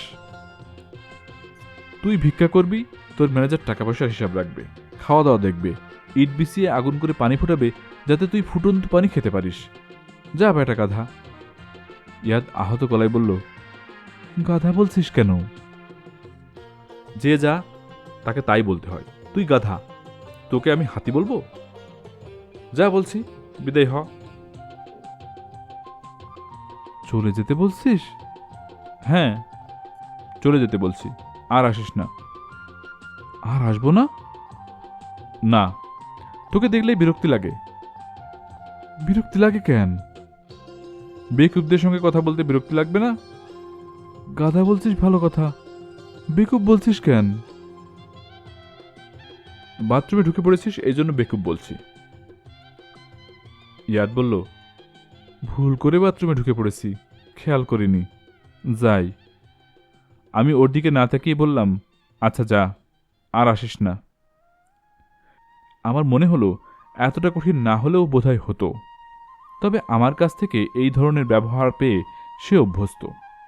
তার খুব খারাপ লাগবে না, লাগলেও সামলে উঠবে। ইয়াদকে আমার পছন্দ হয়, শুধু পছন্দ না, বেশ পছন্দ। রূঢ় ব্যবহার করতে হয় পছন্দের মানুষদের সঙ্গে। আমার বাবার উপদেশনামার একটি উপদেশ হল, হে মানব সন্তান, তুমি তোমার ভালোবাসা লুকাইয়া রাখিও, তোমার পছন্দের মানুষদের সহিত তুমি রূঢ় আচরণ করিও, যেন সে তোমার স্বরূপ কখনো বুঝিতে না পারে। মধুর আচরণ করিবে দুর্জনের সঙ্গে। নিজেকে অপ্রকাশ্য রাখার ইহাই প্রথম পাঠ। আমাদের মেসে সকালবেলা চা হয় না। চা খেতে রাস্তার ওপাশে ক্যান্টিনে যেতে হয়। সেই ক্যান্টিনে পৃথিবীর সবচেয়ে মিষ্টি এবং একই সঙ্গে পৃথিবীর সবচেয়ে গরম চা পাওয়া যায়। এই চা প্রথম দুদিন খেতে খারাপ লাগে, কিন্তু তৃতীয় দিন থেকে নেশা ধরে যায়। ঘুম থেকে উঠেই কয়েক কাপ চা খেতে ইচ্ছে করে। ক্যান্টিনে পা দেওয়ার সঙ্গে সঙ্গেই দেখলাম ইয়াদ আবার আসছে। সে আমাকে দেখতে পেয়েছে, হয়তো আশা করছে আমি হাত ইশারা করে তাকে ডাকব। আমি কিছুই করলাম না, মুখ কঠিন করে অন্যদিকে তাকিয়ে রইলাম। ইয়াদ সামনের চেয়ারে বসতে বসতে বলল, তুই কাল রাতে আমাদের বাড়িতে একটা চিঠি ফেলে এসেছিলি। নিয়ে এসেছিলাম, দিতে ভুলে গেছি। আমি ইয়াদের হাত থেকে চিঠি নিয়ে পকেটে রেখে দিলাম। ইয়াদ বলল, পড়বি না? একসময় পড়ব, তাড়া নেই। নিতু বলে দিয়েছে এটা নাকি জরুরি চিঠি। ও পড়েছে বুঝি? ইয়াদ অপ্রস্তুত গলায় বলল, মনে হয় পড়েছে। ওর খুব সন্দেহবাতিক। হাতের কাছে খাম পেলে খুলে পড়ে। খামে যার নামই থাকুক, সে পড়বেই। সরি রে। তোর সরি হবার কিছু নেই। চা খাবি? খাবো। আমি ইয়াদকে চা দিতে বলে উঠে দাঁড়ালাম। সে বিস্মিত হয়ে বলল, যাচ্ছিস কোথায়? কাজ আছে। চাটা শেষ করি, তারপর যা। সময় নেই, খুব তাড়া। আমি ইয়াদকে রেখে মেসে ফিরে এলাম। দরজা বন্ধ করে লেপের ভেতর ঢুকে পড়লাম। আজ আমার কোনো প্ল্যান নেই, সারাদিন ঘুমাবো। ঘুম এবং উপবাস। সন্ধ্যায় উপবাস ভঙ্গ করব এবং বিছানা থেকে নামব। বিশ্রামের সবচেয়ে ভালো টেকনিক হল কুকুর কুণ্ডলী হয়ে শুয়ে পড়া। মায়ের পেটে আমরা যে ভঙ্গিতে থাকি, সেই ভঙ্গিটি নিয়ে আসা। মায়ের পেটে গাঢ় অন্ধকার, কাজেই যেখানে বিশ্রাম নিতে হবে সেই জায়গাটা হতে হবে অন্ধকার, গাঢ় অন্ধকার। তাপ হতে হবে সামান্য বেশি। আমার ঘর এমনিতে অন্ধকার। কম্বলে নাক মুখ ঢেকে অন্ধকার আরও বাড়ানো হলো। আমি কুণ্ডলি পাকিয়ে শোয়া মাত্র দরজার কড়া নাড়ল। আমাদের মেসের মালিক এবং ম্যানেজার জীবনবাবু মিহি গলায় ডাকলেন, হিমু ভাই, হিমু ভাই। জীবনবাবুর ডাকে সাড়া দিতে হবে এমন কোনো কথা নেই। তিনি আমার কাছে মেজ ভাড়া পান না। মাসের শুরুতেই ভাড়া দেওয়া হয়েছে। ইচ্ছে করলে চুপচাপ শুয়ে থাকা যায়, তবে তা করা সম্ভব না, কারণ জীবনবাবুর ধৈর্য রবার্ট ব্রুসের চেয়েও বেশি। তিনি ডাকতেই থাকবেন, কড়া নাড়তেই থাকবেন। সিল্কের মতো মোলায়েম গলায় ডাকবেন, চুরির শব্দের মতো শব্দে কড়া নাড়বেন। হিমু ভাই, হিমু ভাই। কি ব্যাপার? ঘুমুচ্ছেন? যদি বলি ঘুমোচ্ছি, তাহলে কি বিশ্বাস করবেন? একটু আসুন, বিরাট বিপদে পড়েছি। দরজা খুলতে হলো। জীবনবাবু ঘরে ঢুকে দরজা বন্ধ করে দিলেন। ফিস ফিস করে বললেন, মাথায় বাড়ি পড়েছি হিমু ভাই, অকুল সমুদ্রে পড়েছি। বলুন, কি ব্যাপার? জীবনবাবু গলার স্বর আরও নামিয়ে ফেললেন। কোনো সাধারণ কথাই তিনি ফিস ফিস না করে বলতে পারেন না। বিশেষ কিছু নিশ্চয় ঘটেছে, কারণ আমি তার কোনো কথাই প্রায় শুনতে পারছি না। আর একটু জোরে বলুন জীবনবাবু, কিছুই শুনতে পারছি না। প্রতি বৃহস্পতিবার মেসের ৬ নম্বর ঘরে তাস খেলা হয়, জানেন তো? জানি। গতরাতে তাস খেলা নিয়ে মারামারি। মুর্শিদ সাহেব মশারির ডান্ডা খুলে জহির সাহেবের মাথায় বাড়ি মেরেছে। রক্তারক্তি কাণ্ড। আমি হাই তুলতে তুলতে বললাম, জহির সাহেব কি মারা গেছেন? মারা যায় নাই, তবে বেকায়দায় বাড়ি পড়লে উপায় ছিল। খুন খারাপি হলে পুলিশ আগে কাকে ধরত? আমাকে।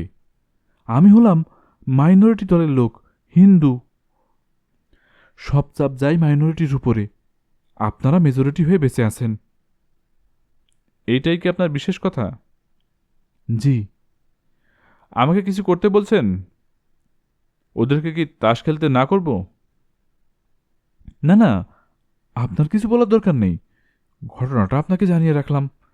খুন খারাপে যদি সত্যি কিছু হয় তাহলে পুলিশের কাছে আমার হয়ে দু একটা কথা বলবেন। আচ্ছা, বলবো। এখন তাহলে যান। আজ সারাদিন ঘুমাবো বলে প্ল্যান করেছি। আজ হলো আমার ঘুম দিবস। জীবনবাবু নড়লেন না, চুপচাপ দাঁড়িয়ে রইলেন। আমি বললাম, আর কিছু বলবেন? জি, বলবো। মনে পড়ছে না, মনে করার চেষ্টা করছি। তেমন জরুরি কিছু নয়, জরুরি হলে মনে পড়ত। মনে পড়েছে, একজন মহিলা এসেছিলেন আপনার কাছে। রূপা?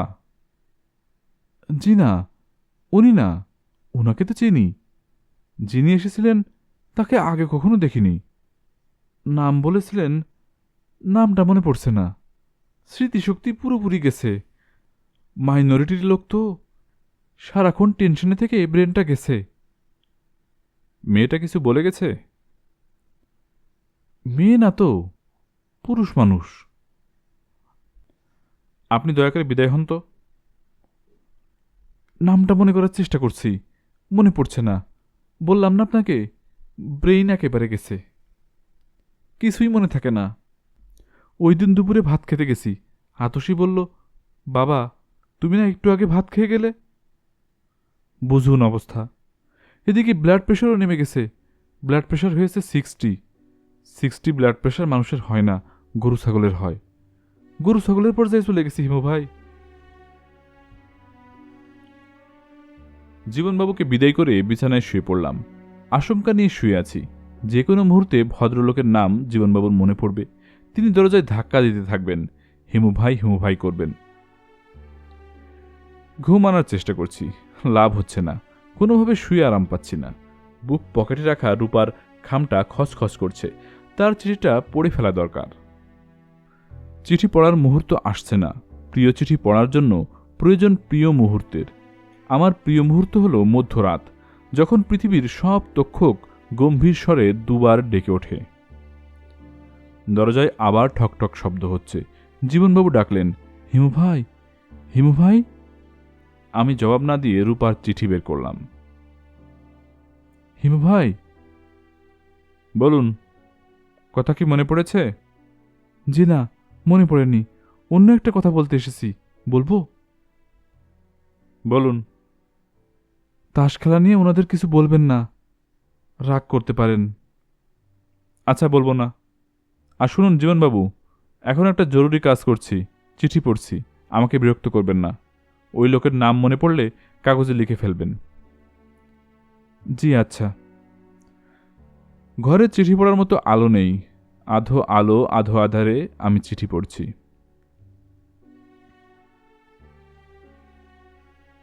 ভেবেছিলাম তোমার জন্মদিনে উদ্ভট কিছু করে তোমাকে চমকে দেব।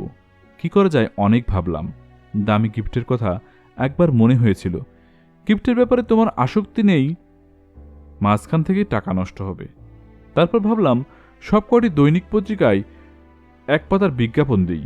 বিজ্ঞাপনে লেখা থাকবে, শুভ জন্মদিন হিমু। বাবা ম্যানেজার সাহেবকে ডেকে এনে পরিকল্পনার কথা বললাম। শুনে তার চোয়াল ঝুলে পড়ল। তিনি হাঁ করে তাকিয়ে আছেন তো তাকিয়ে আছেনই। আমি বললাম, পরিকল্পনাটা আপনার কাছে ইন্টারেস্টিং মনে হচ্ছে না? তিনি বললেন, হচ্ছে। আমি বললাম, তাহলে খোঁজ নিয়ে বলুন তো কত লাগবে, আমি চেক লিখে দিচ্ছি। তিনি বললেন, হিমু লোকটাকে?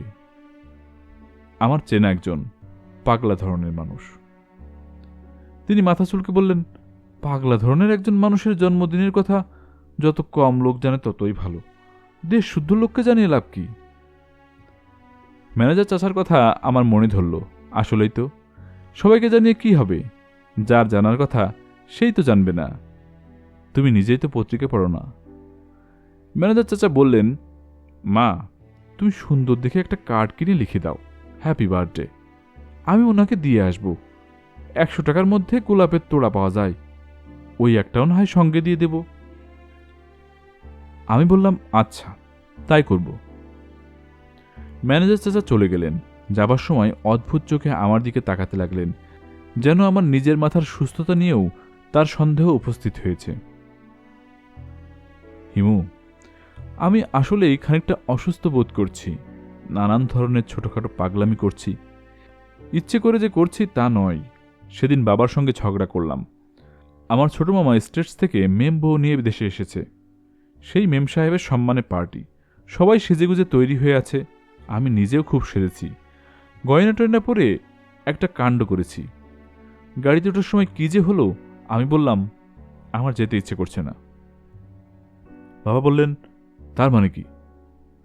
আমি বললাম, আমার রিসিপশনে যেতে ভালো লাগছে না। তোমার কি শরীর খারাপ লাগছে? না, শরীর খারাপ লাগছে না, শুধু যেতে ইচ্ছে করছে না। বাবা বললেন, তুমি আমার সঙ্গে ড্রয়িং রুমে আসো, আমি তোমাকে কয়েকটা কথা বলবো। সবাই গাড়ি বারান্দায় দাঁড়িয়ে রইল। বাবা আমাকে নিয়ে ড্রয়িং রুমে গেলেন। স্কুলের হেডমাস্টারদের মতো গলায় বললেন, সিট ডাউন ইয়াং লেডি। আমি বসলাম। বাবা বললেন, তোমার ছোট মামাকে যে পার্টি দেয়া হচ্ছে, সে পার্টি আমরা দিচ্ছি। আমরা হচ্ছি হোস্ট, কাজে আমাদের উপস্থিত থাকতে হবে। তোমার শরীর খারাপ হলে তোমাকে কিছু বলতাম না। তোমার শরীর ভালো আছে, তোমার যেতে ইচ্ছে করছে না, সেটা বুঝতে পারছি। অনেক সময় আমাদের অনেক কিছু করতে ইচ্ছে করে না, তবু আমরা করি। মানুষ হয়ে জন্মালে সামাজিক রীতিনীতি মানতে হয়। এখন চলো আমার সঙ্গে, সবাই দাঁড়িয়ে আছে। আমি বললাম, না। বাবা খুব অবাক হয়ে তাকিয়ে রইলেন। আমি বুঝতে পারছি ভেতরে ভেতরে রাগে তিনি কাঁপছেন। তারপরেও রাগ সামলে নিয়ে বললেন, রূপা, তুমি না হয় খানিকক্ষণ থেকে চলে এসো। আমি আবারও বললাম, না। বাবা আর কিছু বললেন না, আমাকে রেখে চলে গেলেন। খালি বাসায় আমি একা। তখন আবার মনে হলো, কেন যে থাকলাম, চলে গেলেই হতো। হিমু, আমি এরকম হয়ে যাচ্ছি কেন বলতো? ইদানিং বিকট বিকট সব দুঃস্বপ্ন দেখছি। শুধু যে বিকট তাই না, নোংরা সব স্বপ্ন।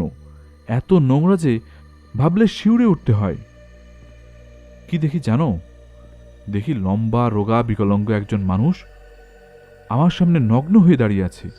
আমার সারা গায়ে হাত বুলিয়ে আদর করছে। কুষ্ঠরোগীর হাতের মতো হাত। তার হাত থেকে পুজ রক্ত আমার সারা গায়ে লেগে যাচ্ছে। চিৎকার করে জেগে উঠি।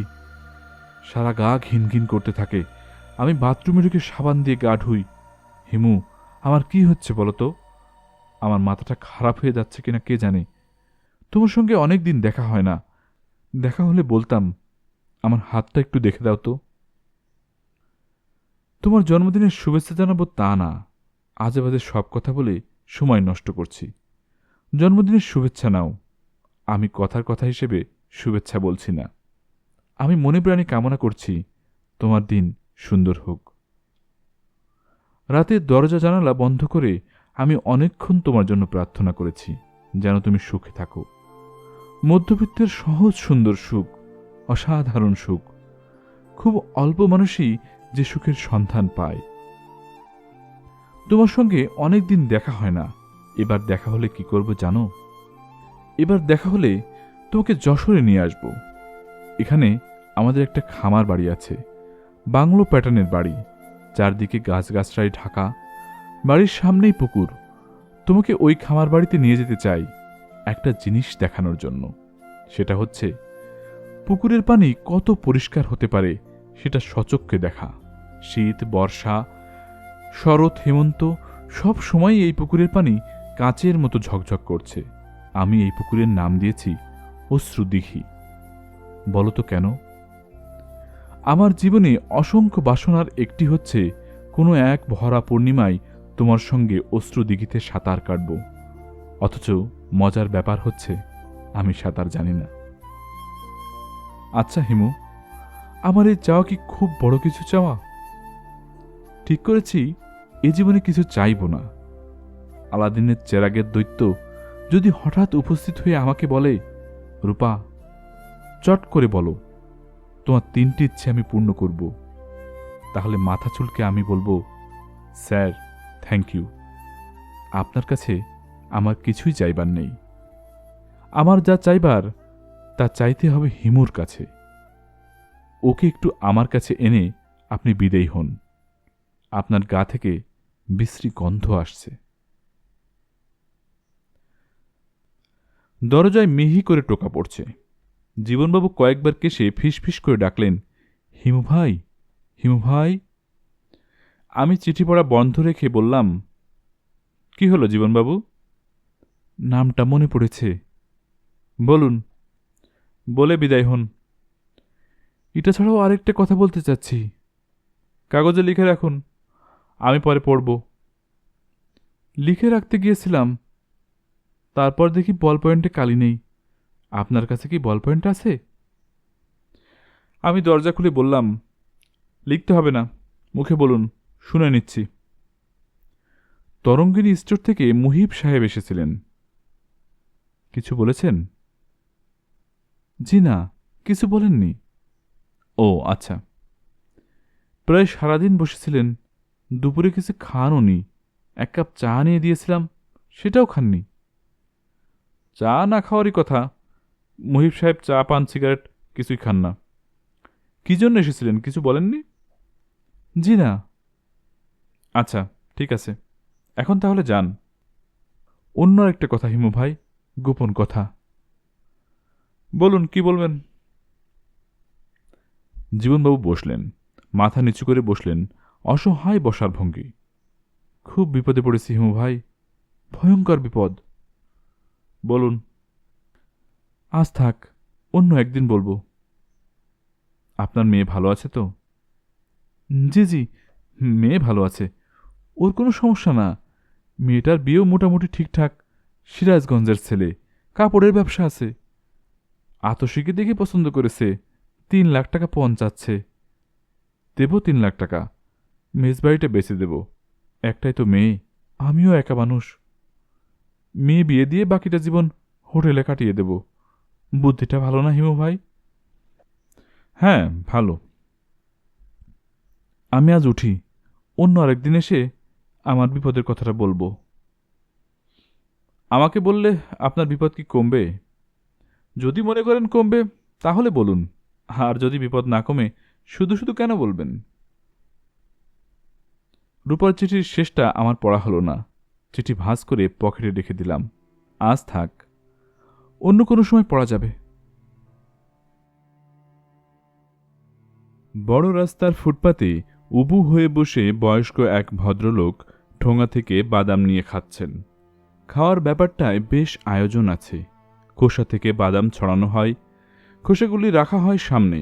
ভদ্রলোক অনেকক্ষণ বাদামে ফু দিতে থাকেন। ফুয়ের কারণে বাদামের গায়ে লেগে থাকা লাল খোসা উড়ে যায়। তখন তিনি অনেক উপর থেকে একটা একটা করে বাদাম তার মুখে ফেলেন। আমি কৌতূহলী হয়ে দাঁড়িয়ে পড়লাম। আমার মতো আরও কয়েকজন কৌতূহলী হয়েছে, তারাও দেখি দূর থেকে তাকিয়ে আছে।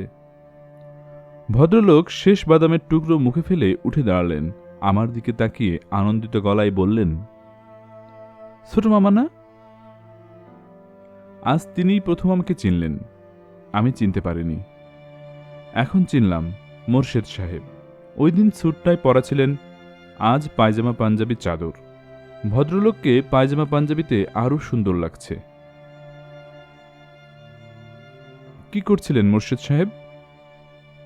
বাদাম খাচ্ছিলাম, অনেকদিন বাদাম খাই না। একটা ছেলে গরম গরম বাদাম ভাজছিল, দেখে লোভ লাগলো। অনেকে হাঁটতে হাঁটতে বাদাম খেতে পারে, আমি পারি না। ফুটপাতে বসে বাদাম খাচ্ছিলাম, লোকজন এমনভাবে তাকাচ্ছিল যেন আমি একটা পাগল। আপনি ভালো আছেন? জি ছোট মামা, ভালো। এশা, এশা কেমন আছে? মনে হয় ভালোই আছে। আর খারাপ থাকলেও তো আমাকে বলবে না। আপনি কি এর মধ্যে গিয়েছিলেন ওর কাছে? আমি তো 2-3 দিন পরপরই যাই। ও খুব বিরক্ত হয়, তারপরেও যায়। যান, ভালো করেন। নিজের স্ত্রীর কাছে যাবেন না তো কার কাছে যাবেন? মোরশেদ সাহেব বিষণ্ণ গলায় বললেন, এশাকে এখনো স্ত্রী বলা ঠিক হবে কিনা বুঝতে পারছি না। ও উকিল নোটিশ পাঠিয়েছে, ডিভোর্স চাই। নোটিশ কবে পাঠিয়েছে? কবে পাঠিয়েছে সেই তারিখ দেখিনি, আমি পেয়েছি আজ। মন খুব খারাপ হয়েছে। আপনি হয়তো বিশ্বাস করবেন না ছোট মামা, নোটিশ পাওয়ার পর আমার চোখে পানি এসে গেল। সকালে যখন নাশতা খাচ্ছি তখন নোটিশটা এসেছে, তারপর আর নাশতা খেতে পারি না। পরোটা ছিঁড়ে মুখে দিয়েছি, চাবাচ্ছি তো চাবাচ্ছি, গলা দিয়ে আর নামছে না। এক ঢোক পানি খেলাম, যদি পানির সঙ্গে পরোটা নেমে যায়। পানি পেটে চলে গেল, কিন্তু পরোটা মুখেই রইল। আসুন মোর্শেদ সাহেব, কোথাও গিয়ে বসি, আপনাকে ক্লান্ত লাগছে। সারাদিনই বোধহয় হাঁটাহাঁটি করছেন। জি, দুপুরেও কিছু খাইনি, এমন খিদে লেগেছে। তারপর বাদাম কিনে ফেললাম 2 টাকার। কিনতাম না, ছেলেটা গরম গরম বাদাম ভাজছিল, দেখে খুব লোভ লাগলো। আমি ভদ্রলোককে নিয়ে গেলাম সোহরাওয়ার্দী উদ্যানে। সময় কাটানোর জন্য খুব ভালো জায়গা। জোড়ায় জোড়ায় ছেলে মেয়ে গল্প করে, দেখতে ভালো লাগে। এরা যখন গল্প করে তখন মনে হয় পৃথিবীতে এরা দুজন ছাড়া আর কেউ নেই, কোনোদিন থাকবেও না। ক্ষুধা তৃষ্ণা, শীত বর্ষা কোনো কিছুই এদের স্পর্শ করে না। একবার ঘোর বর্ষায় দুজনকে দেখেছি ভিজে ভিজে গল্প করতে। মেয়েটি কাজল পরে এসেছিল, পানিতে সেই কাজল ধুয়ে তাকে ডাইনির মতো লাগছিল। সেই ভয়ঙ্কর দৃশ্যও ছেলেটির চোখে পড়ছে না, সে তাকিয়ে আছে মুগ্ধ চোখে। মোর্শেদ সাহেব। জি। কিছু খাবেন? এখানে ভ্রাম্যমান হোটেল আছে, চা, কোল্ড ড্রিঙ্কস, এমনকি বিরিয়ানি প্যাকেট পর্যন্ত পাওয়া যায়। আমি কিছু খাবো না। আচ্ছা ছোট মামা, আপনি আমাকে মোর্শেদ সাহেব ডাকছেন কেন? আপনি আমার নাম ধরে ডাকবেন, আপনি হচ্ছেন নেশার মামা। আচ্ছা, তাই ডাকবো। এখন বলুন তো দেখি, এসে আপনাকে ডিভোর্স দিতে চাচ্ছে কেন? আমি তো মামা অসুস্থ, খারাপ ধরনের এপিলেপসি, ডাক্তার বলেন গ্র্যান্ড মোল। এক একবার যখন অ্যাটাক হয় তখন ভয়ঙ্কর অবস্থা হয়। অসুখের জন্য চাকরি টাকরি সব চলে গেছে। অ্যাটাক কি খুব ঘন ঘন হয়? আগে হতো না, এখন হচ্ছে। চিকিৎসা করাচ্ছেন না? চিকিৎসা তো মামা নেই, ডাক্তাররা কড়া ঘুমের ওষুধ দেন, এগুলি খেয়ে মাথা কেমন এলোমেলো হয়ে যাচ্ছে। আমাদের বাসার সামনে কোনো আম গাছ নেই, কিন্তু যখনই আমি বাইরে থেকে বাসায় যাই তখনই আমি দেখি বিশাল এক আম গাছ। চোখে দেখেন? জি দেখি, শুধু গাছটা দেখি তাই না, গাছে পাখি বসে থাকে সেগুলোও দেখি। ওরা কিচিরমিচির করে, সেই শব্দ শুনতে পাই। বলেন কি? মোর্শেদ সাহেব দীর্ঘ নিঃশ্বাস ফেলে বললেন, একজন সাইকিয়াট্রিস্টের সঙ্গে কথা বলা দরকার, কিন্তু যেতে ইচ্ছা করে না। তার উপর শুনেছি ওরা অনেক টাকা নেয়। জমানো টাকা খরচ করে করে চলছি তো মামা, প্রায় শেষ হয়ে এসেছে। আমার চেনা একজন সাইকিয়াট্রিস্ট আছে, আমি একদিন তার কাছে আপনাকে নিয়ে যাব। জি আচ্ছা, চলুন আপনাকে বাসায় দিয়ে আসি। আমি এখন বাসায় যাব না মামা, উকিল নোটিশ টেবিলে ফেলে এসেছি। বাসায় গেলে নোটিশটা চোখে পড়বে, মনটা খারাপ হবে। এখানে বসে থাকতেই ভালো লাগছে। বেশ, তাহলে বসে থাকুন। মোর্শেদ সাহেব ইতস্ত করে বললেন, মামা আপনি কি একটু এশার সঙ্গে কথা বলে দেখবেন? কোনো লাভ হবে না জানি, তবু যদি একটু। আমি বলবো, আমার একটা ক্যামেরা আছে, ক্যামেরাটা বিক্রি করে দেব ঠিক করেছি। হাত একেবারে খালি হয়ে এসেছে, দেখবেন তো কাউকে পাওয়া যায় কিনা। বিয়ের সময় কিনেছিলাম, এশার খুব ছবি তোলার শখ, ওর জন্যই কেনা। আচ্ছা দেখব, ক্যামেরা বিক্রি করা যায় কিনা দেখব। থ্যাঙ্কস মামা, আপনি সাইকিয়াট্রিস্ট ভদ্রলোকের সঙ্গেও একটু কথা বলবেন, কত টাকা নেয় এই সব। আমি দীর্ঘ নিঃশ্বাস ফেলে চলে এলাম। মোর্শেদ সাহেব পা তুলে সন্ন্যাসীর ভঙ্গিতে বসে আছেন, দূর থেকে দৃশ্যটা ভালো লাগছে। নিতু একজন সাইকিয়াট্রিস্টের ঠিকানা দিয়েছিল, কার্ডটা হারিয়ে ফেলেছি। নিতুর কাছ থেকে ঠিকানা নিয়ে একবার ভদ্রলোকের সঙ্গে আলাপ করে আসতে হবে। নিতু সাইকিয়াট্রিস্ট ভদ্রলোকের নাম ইরতাজুল করিম। নামের শেষে ABCD অনেক অক্ষর। এতগুলি অক্ষর যিনি জোগাড় করেছেন তার অনেক বয়স হবার কথা, কিন্তু ভদ্রলোক মধ্যবয়স্ক এবং হাসি খুশি। মুখে জর্দা দেয়া পান। বিদেশি ডিগ্রিধারী ভদ্রলোকেরা জর্দা দেয়া পান খান না, আর খেলেও বাড়িতে চুপি চুপি খান। কেউ এলে দাঁত মেজে বের হন। এই ভদ্রলোক দেখি বেশ আয়েশ করে পান খাচ্ছেন। এবং পিক করে অ্যাস্ট্রেতে পানির পিক ফেলছেন। তার চেম্বারটাও সুন্দর, অফিস অফিস লাগছে না, মনে হয় ড্রয়িং রুম। ডাক্তার সাহেবের ঠিক মাথার উপর ক্লদ মনের আঁকা ওয়াটার লিলির বিখ্যাত পেইন্টিংয়ের প্রিন্ট। প্রিন্ট দেখতে এত সুন্দর, আসল না জানি কত সুন্দর।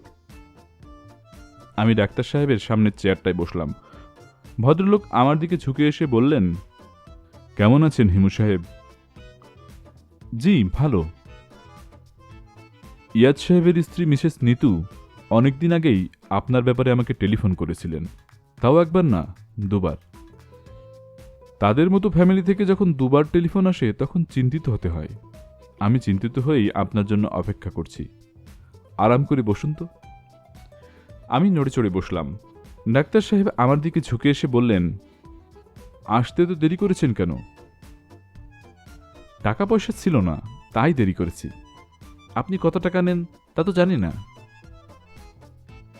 আমি অনেক টাকা নিই, তবে টাকা নিয়ে আপনাকে ভাবতে হবে না। আপনার চিকিৎসার সমস্ত ব্যয়ভার মিসেস নিতু নিয়েছেন। আমি তাহলে অসুস্থ? ওনার তাই ধারণা। আপনার কি ধারণা ডাক্তার সাহেব? আপনার সঙ্গে খানিকক্ষণ কথাবার্তা না বললে বলতে পারবো না। কথাবার্তা বললেই ধরতে পারবেন? পারবো, পারা উচিত। অবশ্যই আমার প্রশ্নের উত্তরে আপনাকে সত্যি কথা বলতে হবে। আমাকে বিভ্রান্ত করার চেষ্টা করবেন না। অধিকাংশ লোক তাই করে, সাইকিয়াট্রিস্টদের বিভ্রান্ত করার চেষ্টা করে। বিভ্রান্ত করার চেষ্টা থেকেই তো আপনার ধরতে পারার কথা, লোকটি কি চায়, তার সমস্যা কি। ধরতে চেষ্টা করি, সব সময় পারি না। মানুষের ব্রেইন নিয়ে আমাদের কাজকর্ম, সেই ব্রেইন কেমন জটিল তা কি আপনি জানেন হিমু সাহেব? জানি না, তবে আজ করতে পারি। না, আপনি আজও করতে পারেন না। মানুষের ব্রেইনে আছে 1 বিলিয়ন নিউরন। এক একটি নিউরনের কর্মপদ্ধতি বর্তমান আধুনিক কম্পিউটারের চেয়ে অনেক জটিল। বুঝতে পারছেন কিছু? না, বুঝতে পারার কথাও না। এখন আমরা কথা বলা শুরু করি। আপনি বেশ রিল্যাক্সড ভঙ্গিতে নিজের কথা বলুন তো শুনি। যা মনে আসে বলতে থাকুন।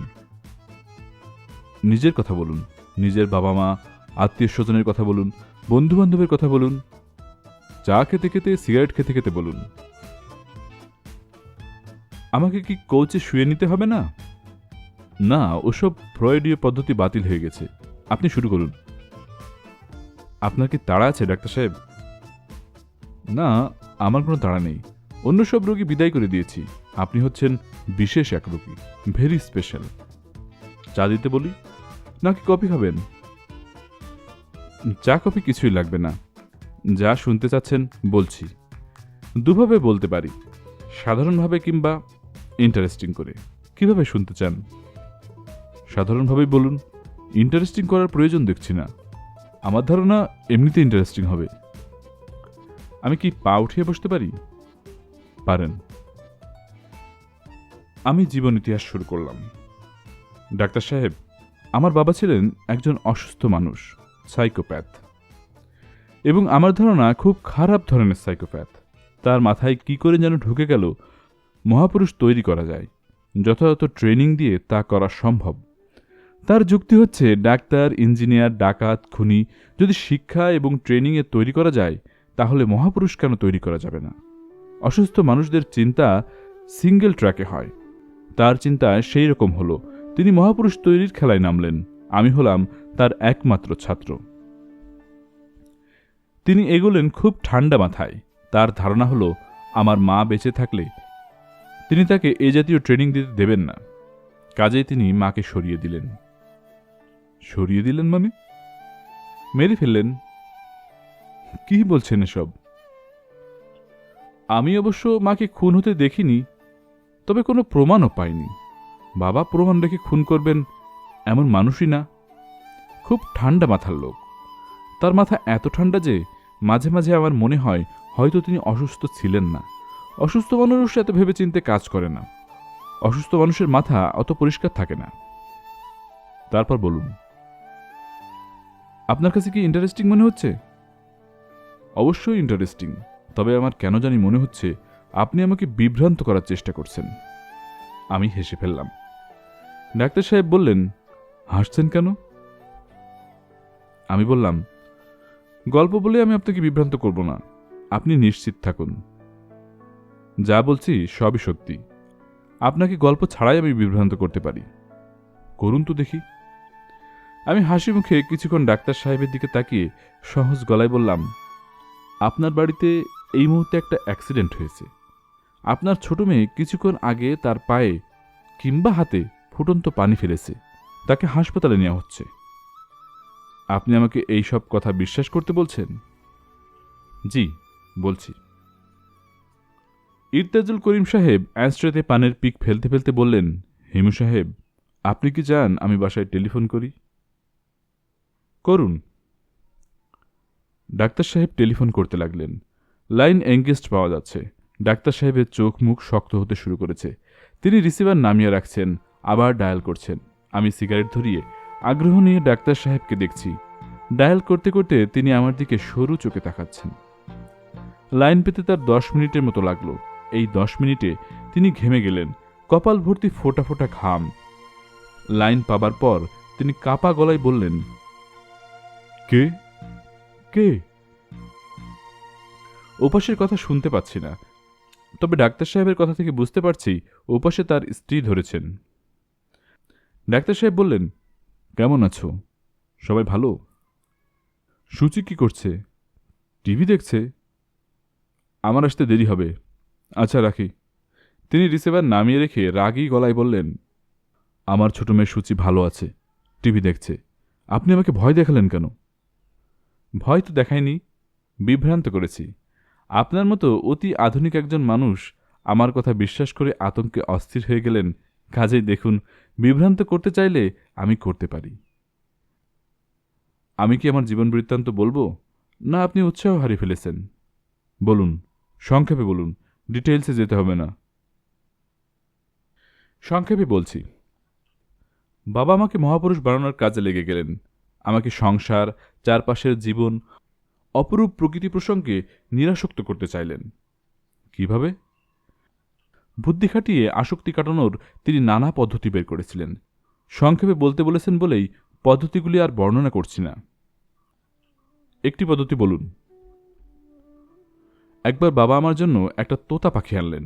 আমার বয়স তখন 4 কিংবা 5। আমি পাখি দেখে মুগ্ধ। বাবা বললেন, তোতা খুব সহজে কথা শিখতে পারে, তুই ওকে কথা শেখা। রোজ এর কাছে দাঁড়িয়ে বলবি, হিমু হিমু। একদিন দেখবি সে সুন্দর করে ডাকবে, হিমু হিমু। আমি মহা উৎসাহে পাখিকে কথা শেখাই। একদিন সত্যি সত্যি সে পরিষ্কার গলায় ডেকে উঠল, হিমু হিমু। আমি আনন্দে কেঁদে ফেললাম। বাবা তখন পাখিটাকে খাঁচা থেকে বের করে একটানে মাথাটা ধর থেকে আলাদা করে ফেললেন। ডাক্তার সাহেব চাপা গলায় বললেন, মাই গড। আমি হাসি মুখে বললাম, আপনি চাইলে আরও 2-1টা পদ্ধতির কথা বলতে পারি, বলবো? না থাক, আমি আর শুনতে চাচ্ছি না। মানুষের চরিত্রের ভয়ঙ্কর দিকগুলিও আমি যেন জানতে পারি, বাবা সেই ব্যবস্থাও করলেন। কিছু ভয়ঙ্কর ধরনের মানুষের সঙ্গে আমাকে বাস করতে পাঠালেন। তারা সম্পর্কে আমার মামা পিশাচ চরিত্রের মানুষ। বলতে পারেন আমি আমার জীবনের একটি অংশ পিশাচদের সঙ্গে কাটিয়েছি। তবে মামারা আমাকে অত্যন্ত স্নেহ করতেন, যাকে বলে অন্ধ স্নেহ। পাগলদের বিচিত্র মানসিকতা যেন আমি ধরতে পারি, সেজন্য তিনি প্রায়ই বাসায় পাগল ধরে নিয়ে আসতেন। যত্ন করে 2-3 দিন রাখতেন। একজন এসেছিল ভয়াবহ উন্মাদ। সে রান্নাঘর থেকে বটি এনে আমার গায়ে কোপ দিয়ে বসেছিল। পিঠে এখনো দাগ আছে, দেখতে চান? না, আজ বরং থাক, আর শুনতে ভালো লাগছে না। 1 সপ্তাহ পর ঠিক এই দিনে আবার কথা বলবো। আমি ডায়েরিতে লিখে রাখলাম। একটু রাত করে আসুন, 10টার দিকে। চলে যেতে বলছেন? হ্যাঁ, চলে যান। আমার নিজের শরীরও ভালো লাগছে না। মনে হচ্ছে আপনার গল্প আমাকে এফেক্ট করেছে। যাবার আগে শুধু বলে যান, আপনার বাবার এক্সপেরিমেন্ট কি সফল হয়েছে? আমি উঠে দাঁড়াতে দাঁড়াতে বললাম, সফল হয়নি। বাবার এক্সপেরিমেন্টের ত্রুটি ছিল। তিনি মানুষের অন্ধকার দিকগুলি আমাকে দেখাতে চেয়েছিলেন, আলোকিত দিক দেখাতে পারেননি। আমার প্রয়োজন ছিল ঈশ্বরের কাছাকাছি একজন মানুষ, যে আমাকে শেখাবে ভালোবাসা, আনন্দ, আবেগ, এবং মঙ্গলময় মহাসত্য। আমি নিজে এখন সেরকম মানুষই খুঁজে বেড়াই, পাচ্ছি না। পেলে বাবার এক্সপেরিমেন্টের ফল দেখতে পারতাম। আপনি কি বিশ্বাস করেন মহাপুরুষ হওয়া সম্ভব? হ্যাঁ, করি। ডাক্তার সাহেব, আরেকটা কথা আপনাকে বলা দরকার। আমি কিন্তু মাঝে মাঝে ভবিষ্যৎবাণী করতে পারি। কিছু একটা বলি, তা লেগে যায়। আপনাকে যখন বললাম আপনার মেয়ে গরম পানিতে পুড়ে গেছে, তখন আমি নিজে পুরোপুরি নিশ্চিত ছিলাম যে তাই ঘটেছে। আপনি হয়তো লক্ষ্য করেননি যে আমি বলেছি আপনার সবচেয়ে ছোট মেয়ে। আমি জানতাম না আপনার কয়টি মেয়ে আছে। কাকতলীয় ব্যাপার হিমু সাহেব। ঠিক কাকতলীয় নয়। আপনি কি আরেকবার টেলিফোন করে দেখবেন? না, আপনি একবার আমাকে বিভ্রান্ত করেছেন, আমি দ্বিতীয়বার আমাকে বিভ্রান্ত করার সুযোগ আপনাকে দেব না। আপনি যথেষ্ট বুদ্ধিমান মানুষ, তবে আমাকে বোকা ভাবারও কারণ নেই। আমি হেসে ফেললাম। ডাক্তার সাহেব বললেন, আপনি কোথায় যাবেন বলুন, আসুন আমার সঙ্গে, আপনাকে নামিয়ে দেব। চলুন। বেশিরভাগ ডাক্তার নিজের গাড়ি নিজেই চালান। শিক্ষকরা যেমন সবাইকে ছাত্র মনে করেন, ডাক্তাররাও সেরকম সবাইকে রোগী ভাবেন। গাড়িও তাদের কাছে রোগীর মতো। নিজের রোগী অন্যকে দিয়ে ভরসা পান না বলে তারা নিজেদের গাড়ি নিজেরাই চালান। তবে ইনি ব্যতিক্রমী ডাক্তার, কারণ তার গাড়ি ড্রাইভার চালাচ্ছে। তিনি হাত পা ছড়িয়ে পেছনের সিটে বসেছেন, আমি তার পাশে বসলাম। পান খাবেন হিমু সাহেব? জি না। পান খাওয়ার এক বিশ্রী অভ্যাস এক রোগী আমাকে ধরিয়ে দিয়ে গেছে। আমি জন্মেও পান খেতাম না। সেই রোগী রূপার তৈরি এক পানের কৌটা বের করে বলল, পান খাবেন ডাক্তার সাহেব? আমি কৌটা দেখে মুগ্ধ হয়ে একটা পান নিলাম। সেই থেকে শুরু। এখন দিনরাত পান খাই। পান কেনা হয় পণ হিসেবে। সব বড় জিনিস ছোট থেকে শুরু হয়। ঠিক বলেছেন। You start by killing a bird, you end by killing a man. আপনি নামবেন কোথায়? যে কোনো এক জায়গায় নামিয়ে দিলেই হবে। সে কি, পার্টিকুলার কোথাও নামতে চান না? জি না। আচ্ছা ডাক্তার সাহেব, আমার এক বন্ধুকে কি আপনার কাছে নিয়ে আসতে পারি? অবশ্যই পারেন। উনিও কি আপনার মতো? না, আমরা কেউ কারোর মতো নই ডাক্তার সাহেব। আমরা সবাই আলাদা। আমার কাছে আনতে চাচ্ছেন কেন? ওই ভদ্রলোকের একটা সমস্যা আছে। উনি থাকেন খিলগাঁও, একতলা বাসা।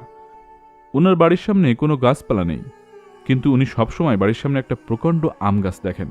এর মানে কি? ভদ্রলোককে একবার নিয়ে আসবেন। আচ্ছা, আনবো। হিমু সাহেব। জি। চলুন আমার সঙ্গে, আমার বাসায় চলুন, একসঙ্গে ডিনার করব। আপত্তি আছে? না, আপত্তি নেই। আমরা ধানমন্ডি ৩ নম্বর রোডে কম্পাউন্ড দেয়া দোতলা একটা বাসার সামনে থামলাম। গেটটা খোলা। গেটের সামনে জটলা হচ্ছে। জানা গেল এই বাড়ির ছোট মেয়েটা কিছুক্ষণ আগে গরম পানির গামলায় পড়ে ঝলসে গেছে।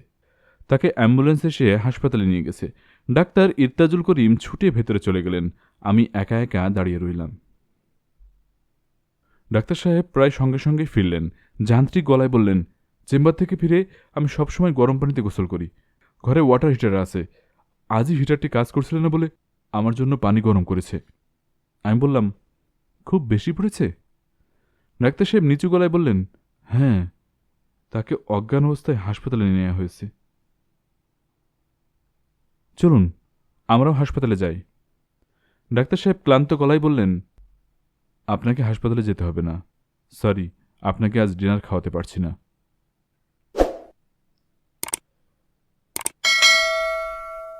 শুনছিলেন নন্দিত কথাসাহিত্যিক হুমায়ুন আহমেদের হিমু সিরিজের তৃতীয় উপন্যাস হিমু। আজকের মতো বইটির পাঠ এখানেই শেষ হলো। বইটির বাকি অংশ শোনার আমন্ত্রণ জানিয়ে আজকের মতো এখানেই বিদায় নিচ্ছি। আল্লাহ হাফেজ।